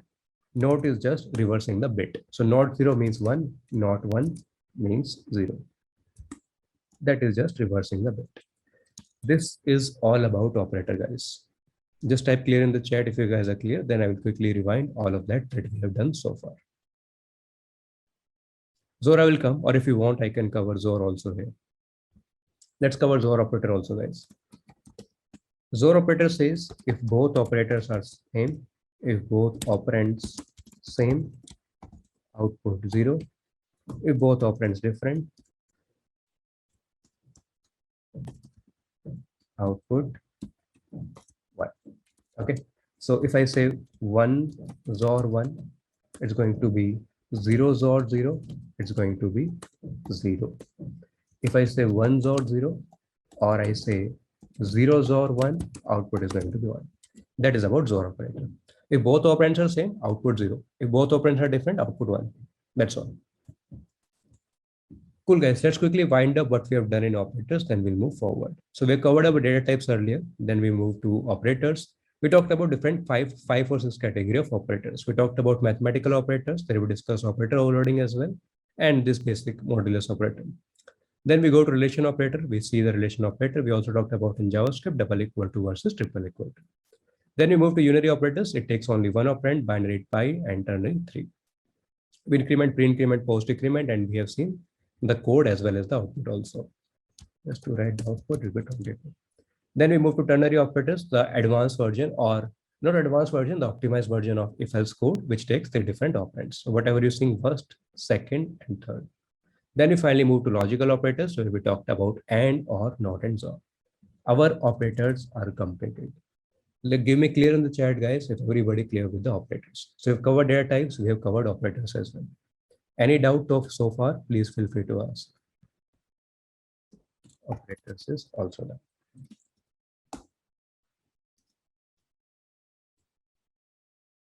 Okay. Now, before starting with the basics of DSA, bitwise will cover, yeah, bitwise operator will cover later.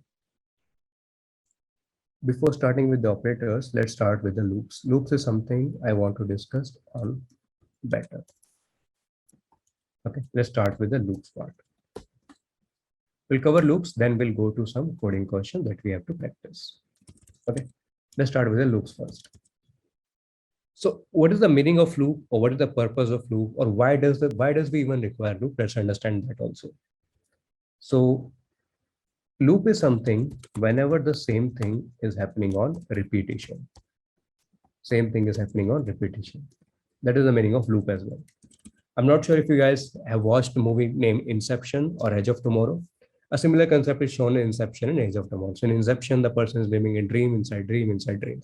In case of Edge of Tomorrow, it's a Tom Cruise movie, so where he wakes up every day, dies every day, wakes up every day, dies every day. Same thing is there upon repetition. So whenever same thing is performed multiple times, it's a good idea to optimize it under a loop.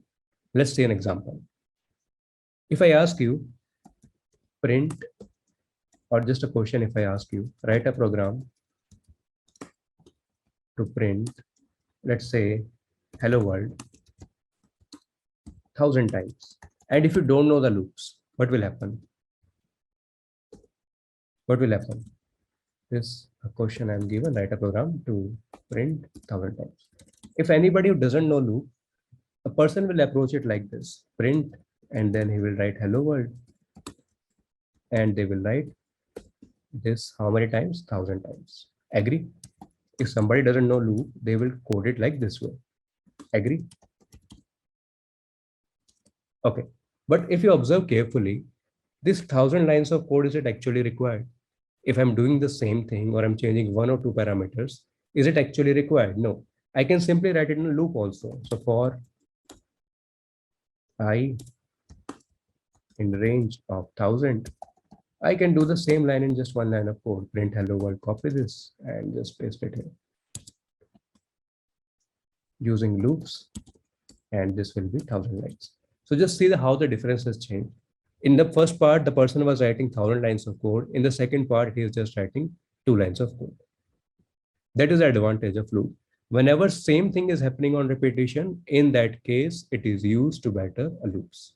Okay. Whenever multiple things you have to traverse, multiple things you have to change, or you have to do multiple things multiple times, then you have to say loops. In programming, we have different kind of loops: for loop, while loop, do while. Let's understand each of these loops from beginning, then we'll take forward from there. Let's start with first for loop. Okay. Syntax of for loop is this: you give a for, you give initialization, you give condition, then you give increment or decrement, whatever you want to do. And inside this, you will give the code to be executed. Okay, this is the syntax of the for loop. So first condition, initialization, second is condition, and third is the increment, decrement. Let's take a simple example and let's try to see with that format. If I say integer I equal to 0, I less than 10, and I plus plus. Inside this, if I say, let's take C out or system.out, whatever language you prefer, I say I. What do you think should be the output? What do you think should be the output? 0 to 9 or 0 to 10? Correct. Here it will print me the output as 0, 1, 2, 3, 4, 5, 6, 7, 8, 9. Until 9, it will print the output. Okay. One more thing, how it will happen. Let's understand a brief course. How does the loop perform? Then next time we'll not do it. Okay. I equal to 0. You have initialized I as 0. That initialization happens only once. That is for the first time. Don't think that next time also it will initialize to 0. No. Next time it will check I is less than 10 or not. For and while loop are entry based loops. Do while is an exit based loop. We'll come to that later. But just to tell you, they will first check the condition. Only if the condition is satisfied, then only it will go inside the for loop. Otherwise, it will not allow to go inside the loop. Okay. I equal to 0, I less than 10, 0 less than 10, correct. It will inside the loop. It will print the value 0. After printing the value 0, it will go here. Okay. I plus plus. 0 will become 1. Next time, this will not happen. This happens only for the first time. Only for the first time. After that, it is about these two things. That's all. First, it will check whether the condition is satisfied. If it goes, it will go here. After this, it will go here. Okay. So 1 less than 10 printed, 2 less than 10 printed until 9. 9 less than 10 printed. After 9, it will change to 10. 10 less than 10 condition will not be satisfied. That's why it will get out of the loop. Final output will be 9. This part, everybody clear? Just let me know. The working of a loop or working of a for loop. This part, everybody clear? Okay. Now just tell me one thing. If outside the for loop, I print the value of I, what should be the output? Outside the for loop, I print the value of I, what will be the output? 9 or 10?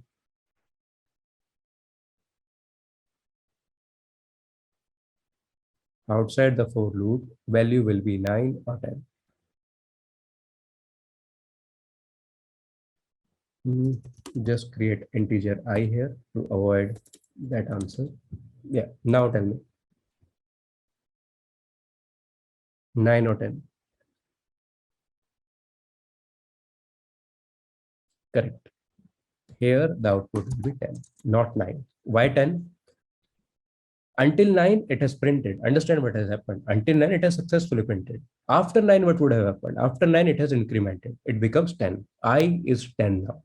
It will compare 10 less than 10? No. That's why it will not hit inside this code. It will go to the next line. So if you're printing I here, it will print the output as 10. Everybody clear? Just let me know in the chat.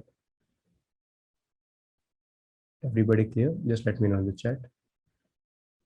Okay. Same piece of code. So this is example 1. Same piece of code. I'll copy here and paste here. Only thing I'm changing is I less than equal to 10. Now you guys tell me what will be the output here and what will be the output here. Quickly tell me in the chat. This time 10 also will be printed because when 9 becomes 10, 10 less than equal to 10 is correct. It will print 10. But here it will go 11. Easy part. So both less than condition and less than equal to condition we have taken into picture. One more thing, guys, how many times this loop will run? Line number 1015. 9 times or 10 times? Correct. This is running 10 times. 0 till 9 are 10 numbers. 0 till 10 are 11 numbers. Okay. So whenever you find a loop, I equal to 0, I less than n, I plus plus, this all will run n number of times. Do not say n minus 1 times. This is always because you're counting from 0. You're not counting from 1. That is why it is n number of times. Okay. That's another good thing to know. Now let's start with other code. What if I do something like this? For integer I equal to 1, I less than 10, and I don't give any condition. Inside that, I'm printing I. What will be the output now? What if I don't give any condition? Will it be error? What will be the output? Will it be any error, or what will be the output?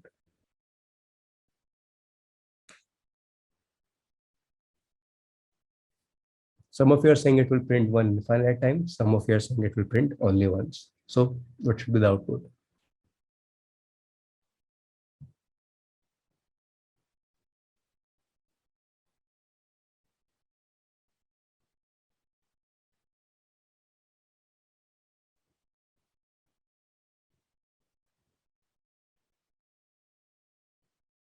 Guys, understand one thing very clearly. If no condition is given, by default, it is true. If no condition is given, by default, it will accept true. Okay. If no increment decrement is given, then it will not increment decrement. Let's see the output here. I equal to 1. Is 1 less than 10? Correct. So it will print 1. Definitely it will print 1. What next? After printing 1, it will check the value of I is not changed. So I is still 1. Neither increment nor decrement, value of I is still 1. Okay. Again, it will check 1 less than 10. Again, it will enter, it will print 1. Again, no change. Again 1. Again 1. Again 1. Again 1. It will run infinite number of times. This will be the output for this piece of code. Okay.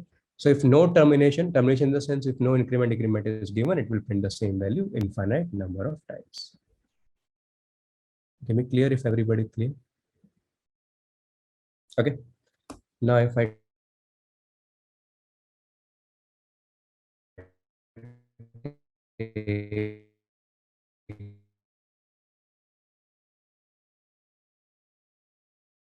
plus I, both will be same by the way, and I don't give this part. Now you guys tell me what should be the output here. So in the first condition, I have not given increment decrement. Second condition, I'm not giving a condition. Second test case, I'm not giving a condition. What should be the output now?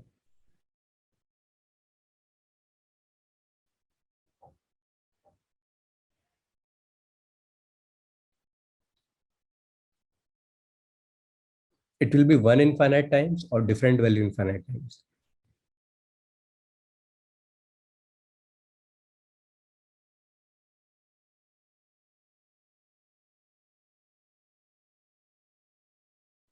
Okay, let's see it. So in the output, what will happen? I equal to 1, correct. Remember, I told you when no condition is given, it will take as true. It will take as true by default. So it will enter in the loop. So it will print the value 1. After that, you increment it to 2. By default, it will be true. It will print 2. Then it will print 3, 4, 5, so on, so on, so on, so on, till infinite number of times. That will be the output here.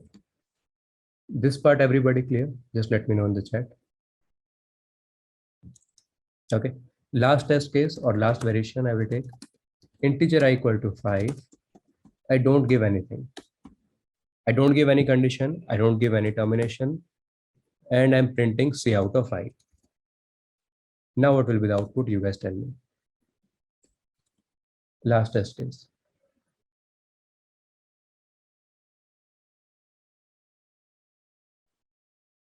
Only once or infinite? Let me know.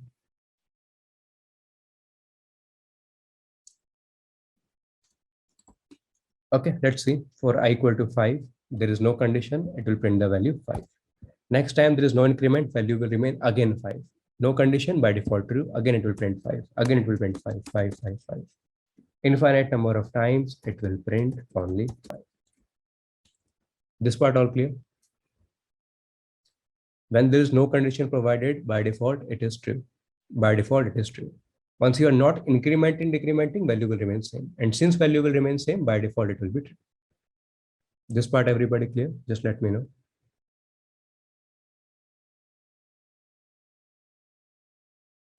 Okay. One more thing, these are the incrementing loops. Let's take example of decrementing loops as well. So if I say integer I equal to 10, I equal to 10, I is greater than equal to 0, I minus minus. What will be the output?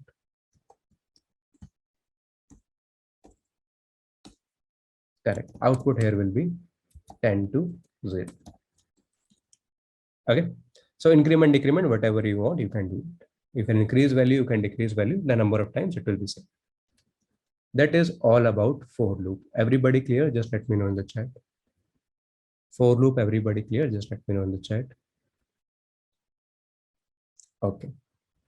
Now let me also cover nested loops here. I was thinking to cover it later, but let's cover it here only. What does nested loop means? Nested loop means a loop inside a loop. Loop inside a loop. That is the meaning of a nested loop. Okay. If I write something like this, I equal to 0, I less than 3, I plus plus. And if I say C out of I, what will be the output?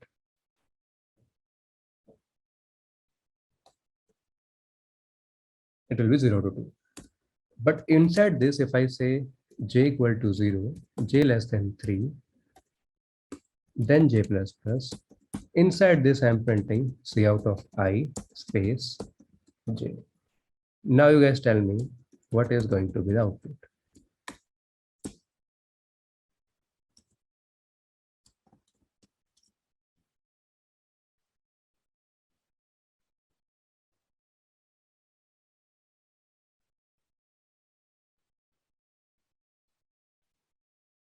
How many times this loop will run? First question first. How many times this loop will run?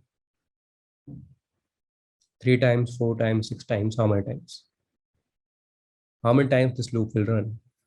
Total number of execution, if I talk about of this loop, execution, if I talk, that will be n square.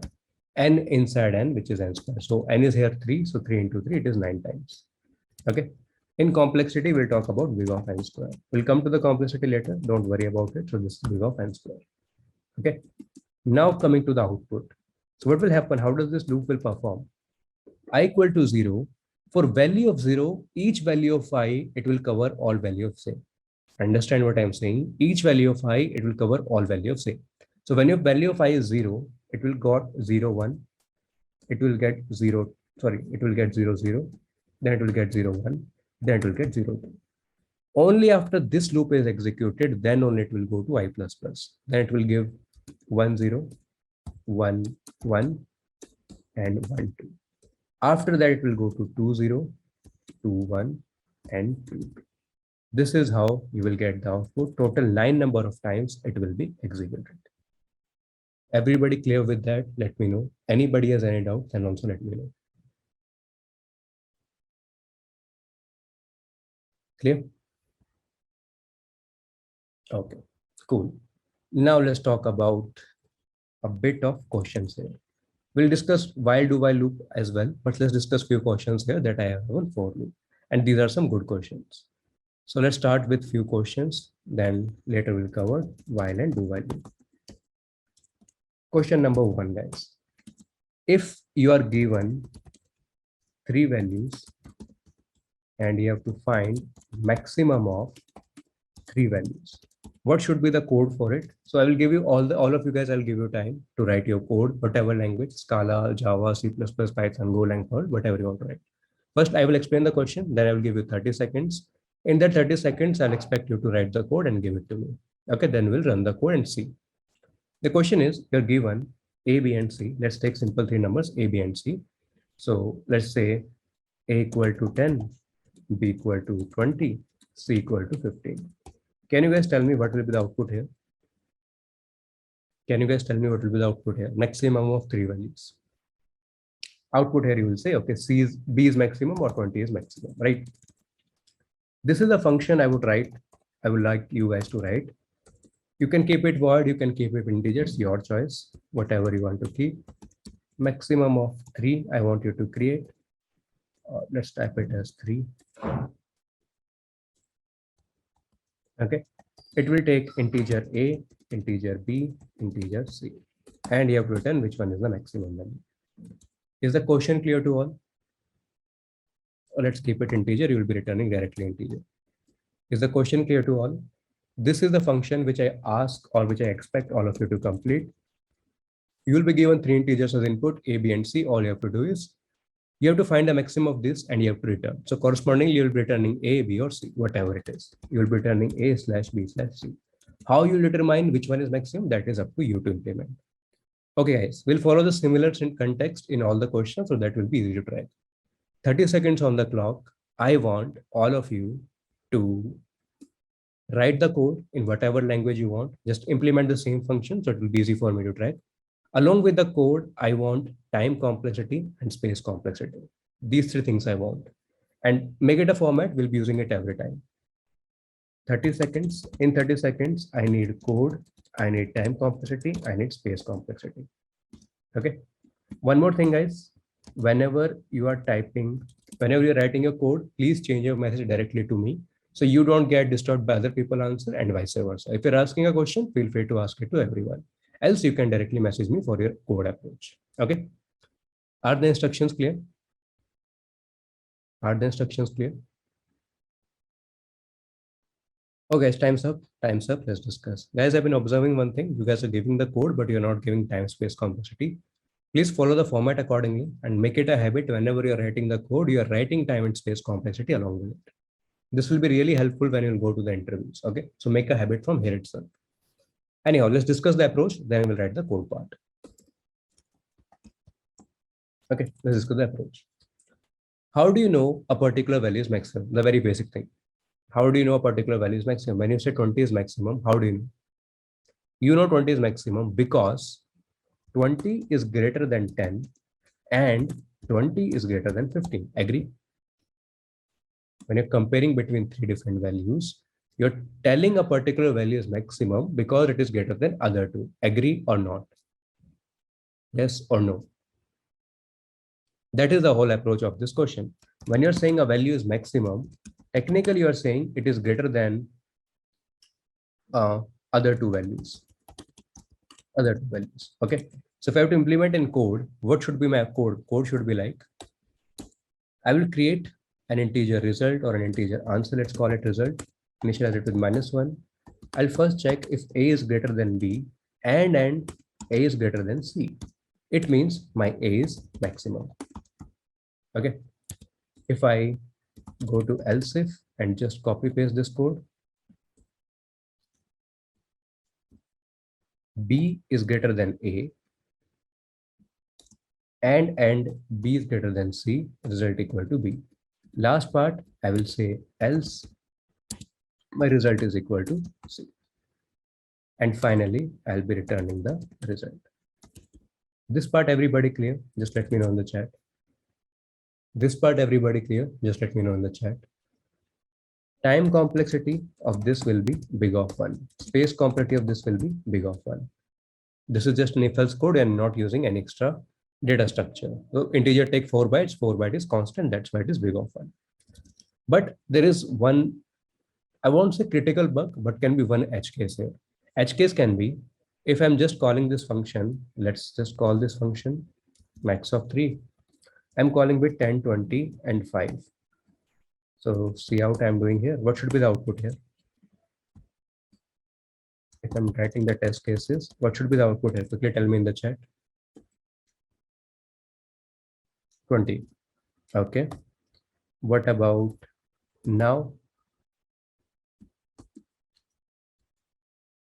30. What about now?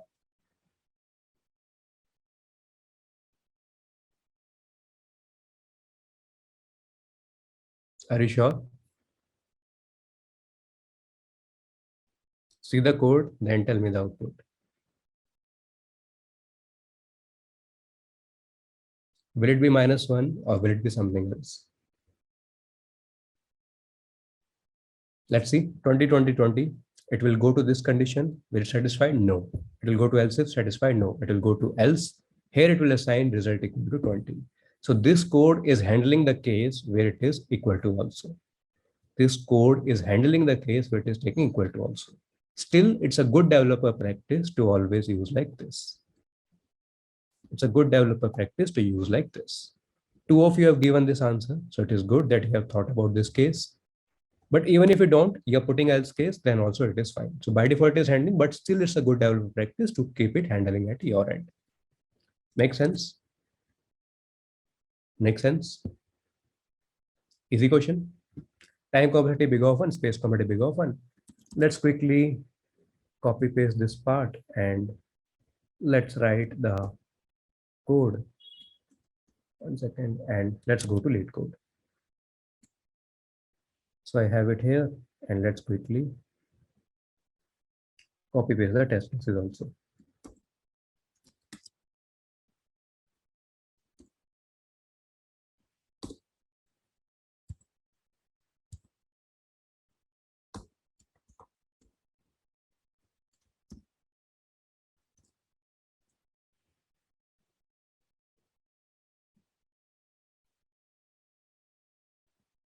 Okay.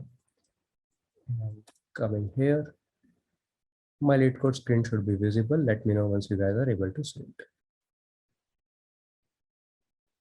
Can you guys see the lead code screen? Just let me know in the chat.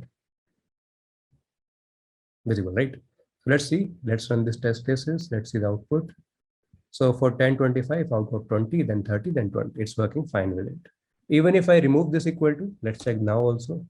Even if I remove this, remove this, remove this, and if I run the code, still I'll get the same output. It will handle the case, but it's always a good developer practice to include equal to also, so you can think of various edge cases. Okay. If you make another elif condition instead of or else to handle the equality of 3 variables, reversible, not advisable. Definitely not. Since you're putting already equal to, so then that's also a good idea. And even if you're not putting equal to, in else case, it will handle. Okay. But yeah, if you put a condition like this, else if this, then this code will not work. So that will not be a good approach.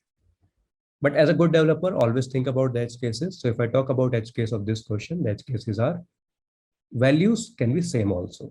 So it's either you keep it this way, that is also correct, but better ways you put a double equal to or greater than equal to. Okay, that is the most advisable answer. Anyhow, so I think first question is clear to all. We don't need to spend much time in the first question. All clear, right? Shall we go to the next question? Okay.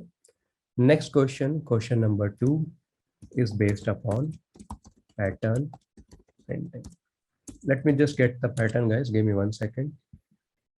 So where is the pattern? Let me just get it. That I have uploaded on GitHub.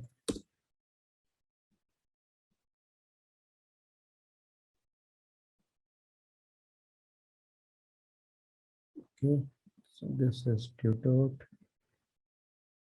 Yeah, I got the pattern. Just copy paste this and move it here. This is the pattern, guys, that I want to print, or think about the logic that it can print. So given pattern, or let's make it generic. Instead of this, let's put n equal to 5. So you can see 5, then 4, then 3, then 2, then 1. This is the kind of pattern that I want to print. Everybody clear with the question before moving to something else? So n will be given to you. Let's make it generic. Let's not keep it hardcore. Let's not keep it specific to 5 only. N can be anything. So if n equal to 5, that will be the output. If n equal to 6, then also you can figure out output will be, copy this, paste it here. There will be one more star. For n equal to 6, this will be the output. So n will be given by the user, and based upon that user, you have to print in decreasing order. So 5, 4, 3, 2, 1, 6, 5, 4, 3, 2, 1, etc., etc. This question, everybody clear? Just let me know. I've given you 2 test cases. This question, everybody clear? Just let me know. Okay, time's up. Time's up. Let's discuss the solution. Anybody here who faces problem in writing the pattern question or decoding the pattern question, let me know in the chat. Anybody here who faces problem in getting the logic of the pattern questions, be it whatever pattern, left triangle, right triangle, whatever it is. Please be honest, give me yes or no in the chat so I can cover from the scratch. Okay. Whatever pattern, downward triangle, upward triangle, left triangle, right triangle, whatever. All of this pattern question, let me create a template for you guys, or not a template. Let me just make logic about it. I'm not here to give you code. I'm not here to give you solution. I'm here to improve your problem solving skills. That's what companies are looking for. Okay. So let's start with a template. Let's start with problem solving. Then we'll figure out code you can write in any language you feel preferred. Problem solving. Okay. Just observe something. Let's take this example or this example, whatever you prefer. Let's take n equal to 5 example. If you observe, something is happening on line and something is happening upon column. What I'm trying to say is, it is like 5 stars, write this, line 1, 5 column, or write it this way, row 1, column is 5. Then row 2, column is 4. Row 3, column is 3, then 2, then it is 1.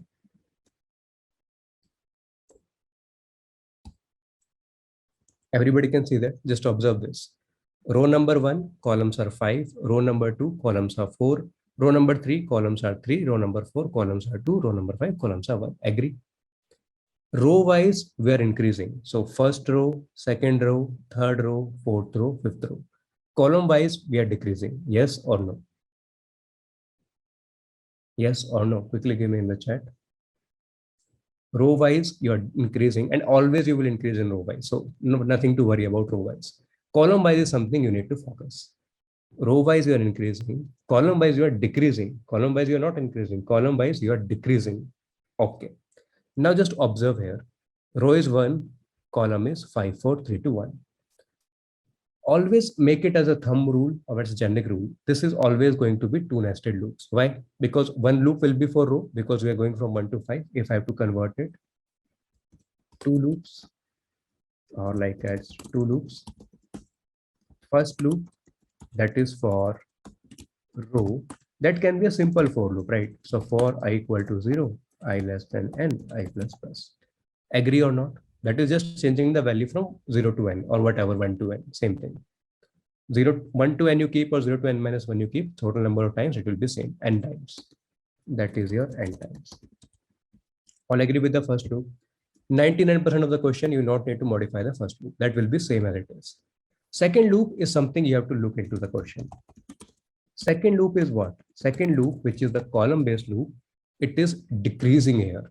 It is not increasing here, it is decreasing here. Okay. And if you observe carefully, what is the sum of 1 plus 5? Quickly tell me. What is the sum of 1 plus 5? 6. Okay. What is the sum of 2 plus 4? 6. What is the sum of 3 plus 3? Again 6. What is 4 plus 2? Again 6. And if I say 5 plus 1, again 6. Why I'm writing 6 here? Observe, number of sum of row and sum of column is constant everywhere. Yes or no? Sum of row and sum of column is constant at every position. Yes or no? What I can predict from it, or what I can predict from it is, I got my condition which I need to put in the column loop. So this is the outer loop, or first loop you call outer loop. Okay. This is going to be your inner loop. Just write like this. This is your inner loop, which is going to be for your column.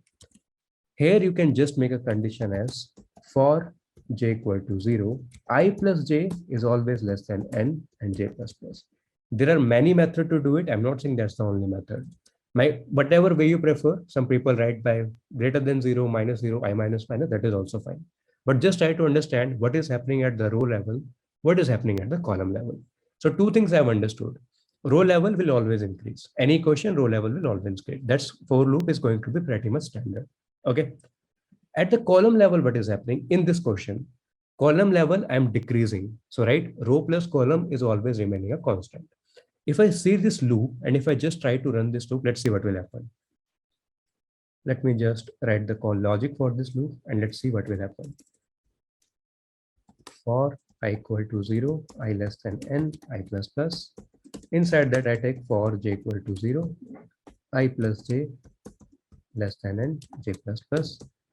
And all I'll be doing is cout or system.out, whatever you want to prefer. I'm giving a star. and then I'm giving a and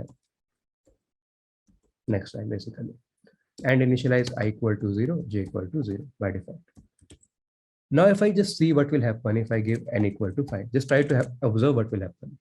This loop will run 5 number of times. Agree? If I'm giving n equal to 5, this loop will run a 5 number of times. Inside this, what will happen? First part, I will be 0, correct? And j will be 0. How many times this inner loop will run for 5? If I say I plus j less than n, so I plus j less than 5, value of j will be 0, 1, 2, 3, 4. Agree? 0, 1, 2, 3, 4. That it will be less than n. It will go to 5, it will not accept for 5. Okay, so this will run 5 number of times. For I equal to 0, j will run 5 number of times. Agree or not? Agree or not? Okay, so what will be the output? 1, 2, 3, 4, 5. Is that what I needed? Is that what I needed? Exactly, that's what I needed. Okay, let's take second iteration. I equal to 1. Let's see how well I plus j less than 5 will look. J value will be 0, 1, 2, 3. Because 3 plus 1 is 4. After if you give 4 here, 4 plus 1 will become 5. That condition will not be satisfied. This will run 4 number of times. What will I get? 1, 2, 3, 4. That's all I needed. 5, then 4, then 3, then 2, then 1. Just observe what is happening on the column. Row part, 99% of the questions it will be same because you will be going in down, right? You'll be going down the row, so row will be same. Only in the column part, just see what is happening. If it is decreasing, how it is decreasing? I plus j less than n. If it was increasing, I will show you the increasing code also. But my task here is not to show you the code. Task here to understand how this will work. Okay, so I just have put a condition I plus j less than n. Anytime I will be increasing, j will be reducing. Agree? When I will become large, value of j will become less because I plus j less than n, n is a constant.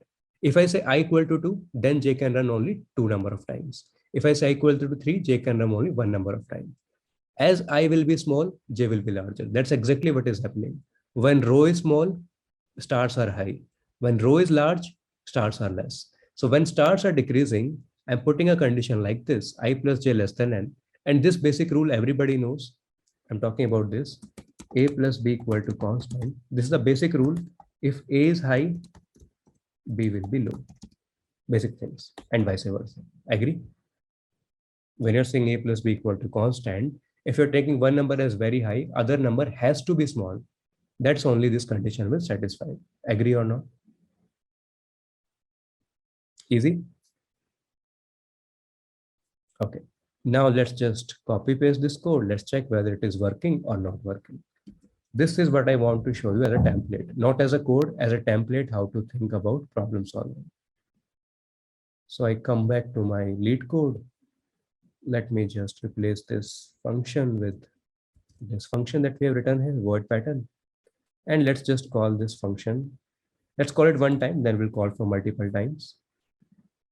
Pattern, and I'm calling for 5. Let's see our code is working fine or not.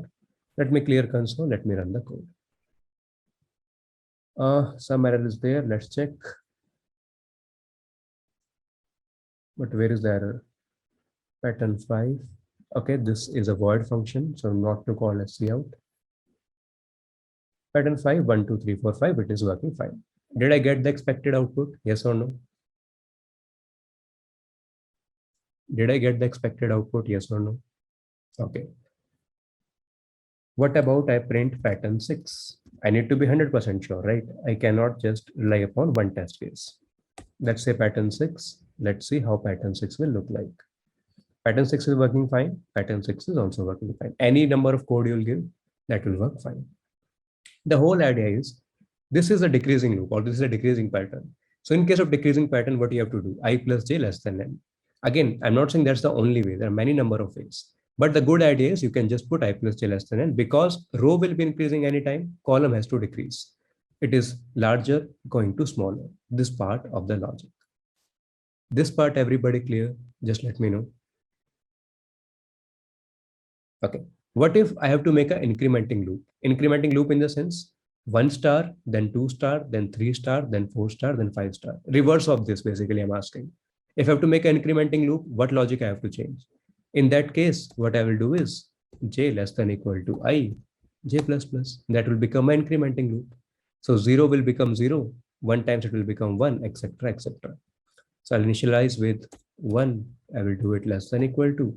And accordingly, I will follow.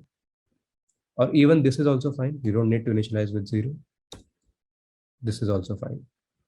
Now, if I run for 6, you will see the exact opposite of loop. Now, what change I have done for incrementing loop or for incrementing pattern, I want column to increase. That's why I put j equal to 0, j less than I. As my row will be increasing, my column will be increasing. It will become an incrementing loop. If I put a condition I plus j less than n, it will be decrementing loop. This part, everybody clear? Just let me know. Anybody has any question, guys, please feel free to ask. I'll explain again. Has your problem solving improved in terms of understanding or thinking about the pattern? That's the whole purpose.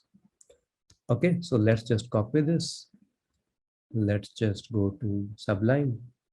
Let's just paste it here. Okay, this was our understanding, and let's write the code part, which is our final code. Two loops we need, first loop and second loop. We have understood increment and decrement. In Python, we can do like this, 5 without nested loop. 5, 0, -1, print, and yes, you can do like this. 3 argument it takes in Python, so that's why you can do like this. Okay, but I still recommend going for this nested loop. That makes easy to understand. Optimization you can do as per the language, so it should be fine. Okay, this part we have seen, and let me just change it here. Just, or let's keep it like increasing loop. Okay, or increasing pattern, whatever you want to call. Similarly, we can have for decreasing pattern. So decreasing pattern code will be this.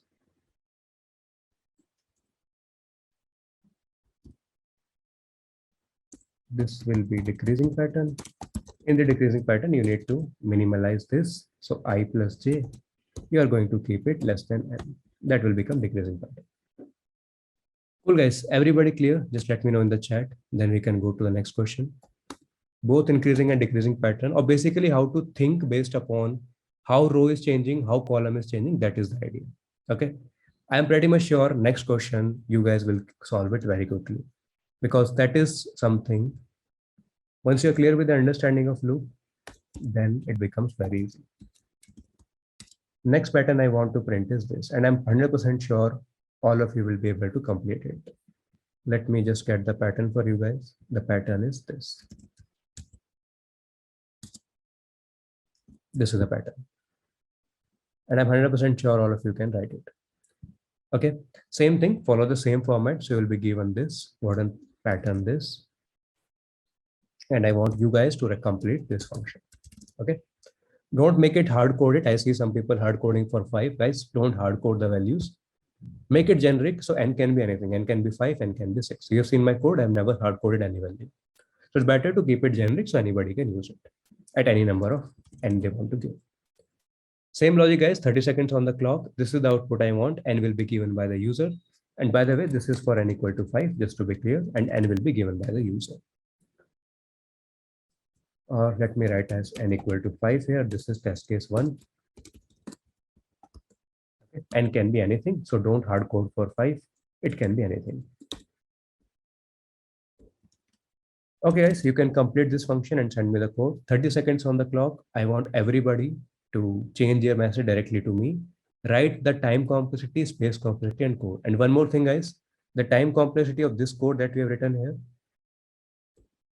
is big of n square, and space complexity is big of 1. You're not using any extra space, that is big of 1. Time complexity is big of n square, space complexity is big of 1. Cool. Let's move to the second question, guys. Complete this function, write the time and space complexity, send me over the chat, keep your message directly to me. Okay, guys, I think we can discuss now. It's enough time. Cool. Let's discuss the solution.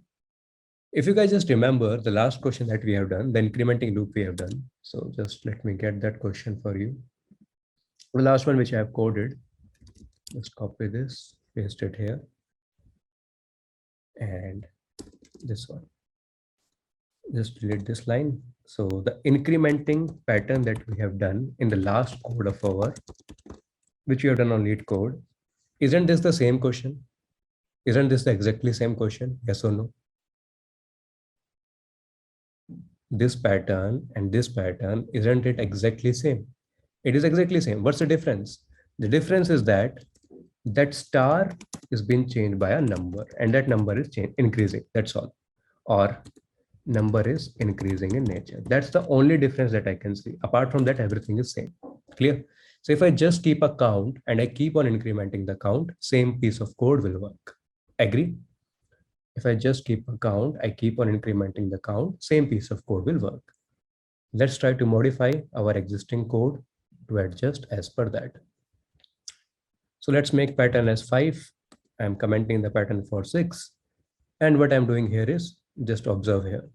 I equal to 0, j equal to 0, j less than equal to I. Instead of making this, I'm keeping another integer, initializing with count 1, because my count is initialized from 1. So cnt equal to 1.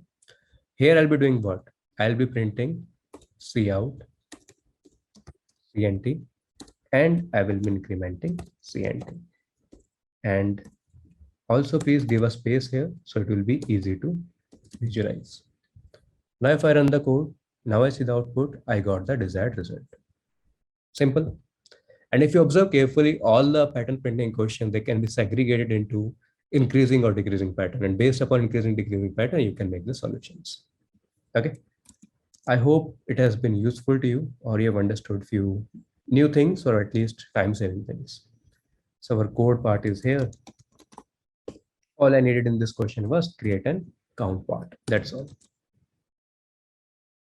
If I talk about time space complexity, time complexity is big of n square, space complexity big of 1. No extra space is being used. This part, everybody clear? Just let me know in the chat. Okay. Cool, guys. Now let's wrap up the class here. We are already ahead on time, so I'll be quickly wrapping up. Just give me 2 minutes to wind up what we have done in today's class, then we can take forward from there. Coming here. Yeah. First, we have the introduction done, and it was really nice knowing you people. Then we have variable and constant, the basic things with the practical understanding.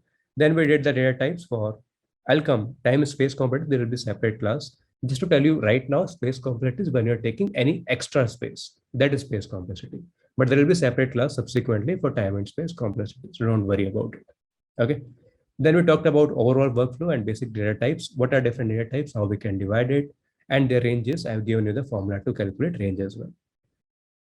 Then we move to different type of non-primitive data types, and finally operators. We talked about different category of operators along with output as we discussed. Ternary, binary, unary, different types of operators. Then we go to loops. We discussed for loop in detail. Next class we'll continue with while and do while loop also, and few other topics, DSA topic. Then we solved 3 questions. One was maximum of 3 elements, where we see the edge case also when the elements can be equal. Then we talked about pattern printing. So increasing, decreasing pattern in generic, how to solve any pattern printing question. Then we solved accordingly. Okay. This is what we have done in today's class. And I hope you guys have enjoyed this class, or at least learned some good out of it.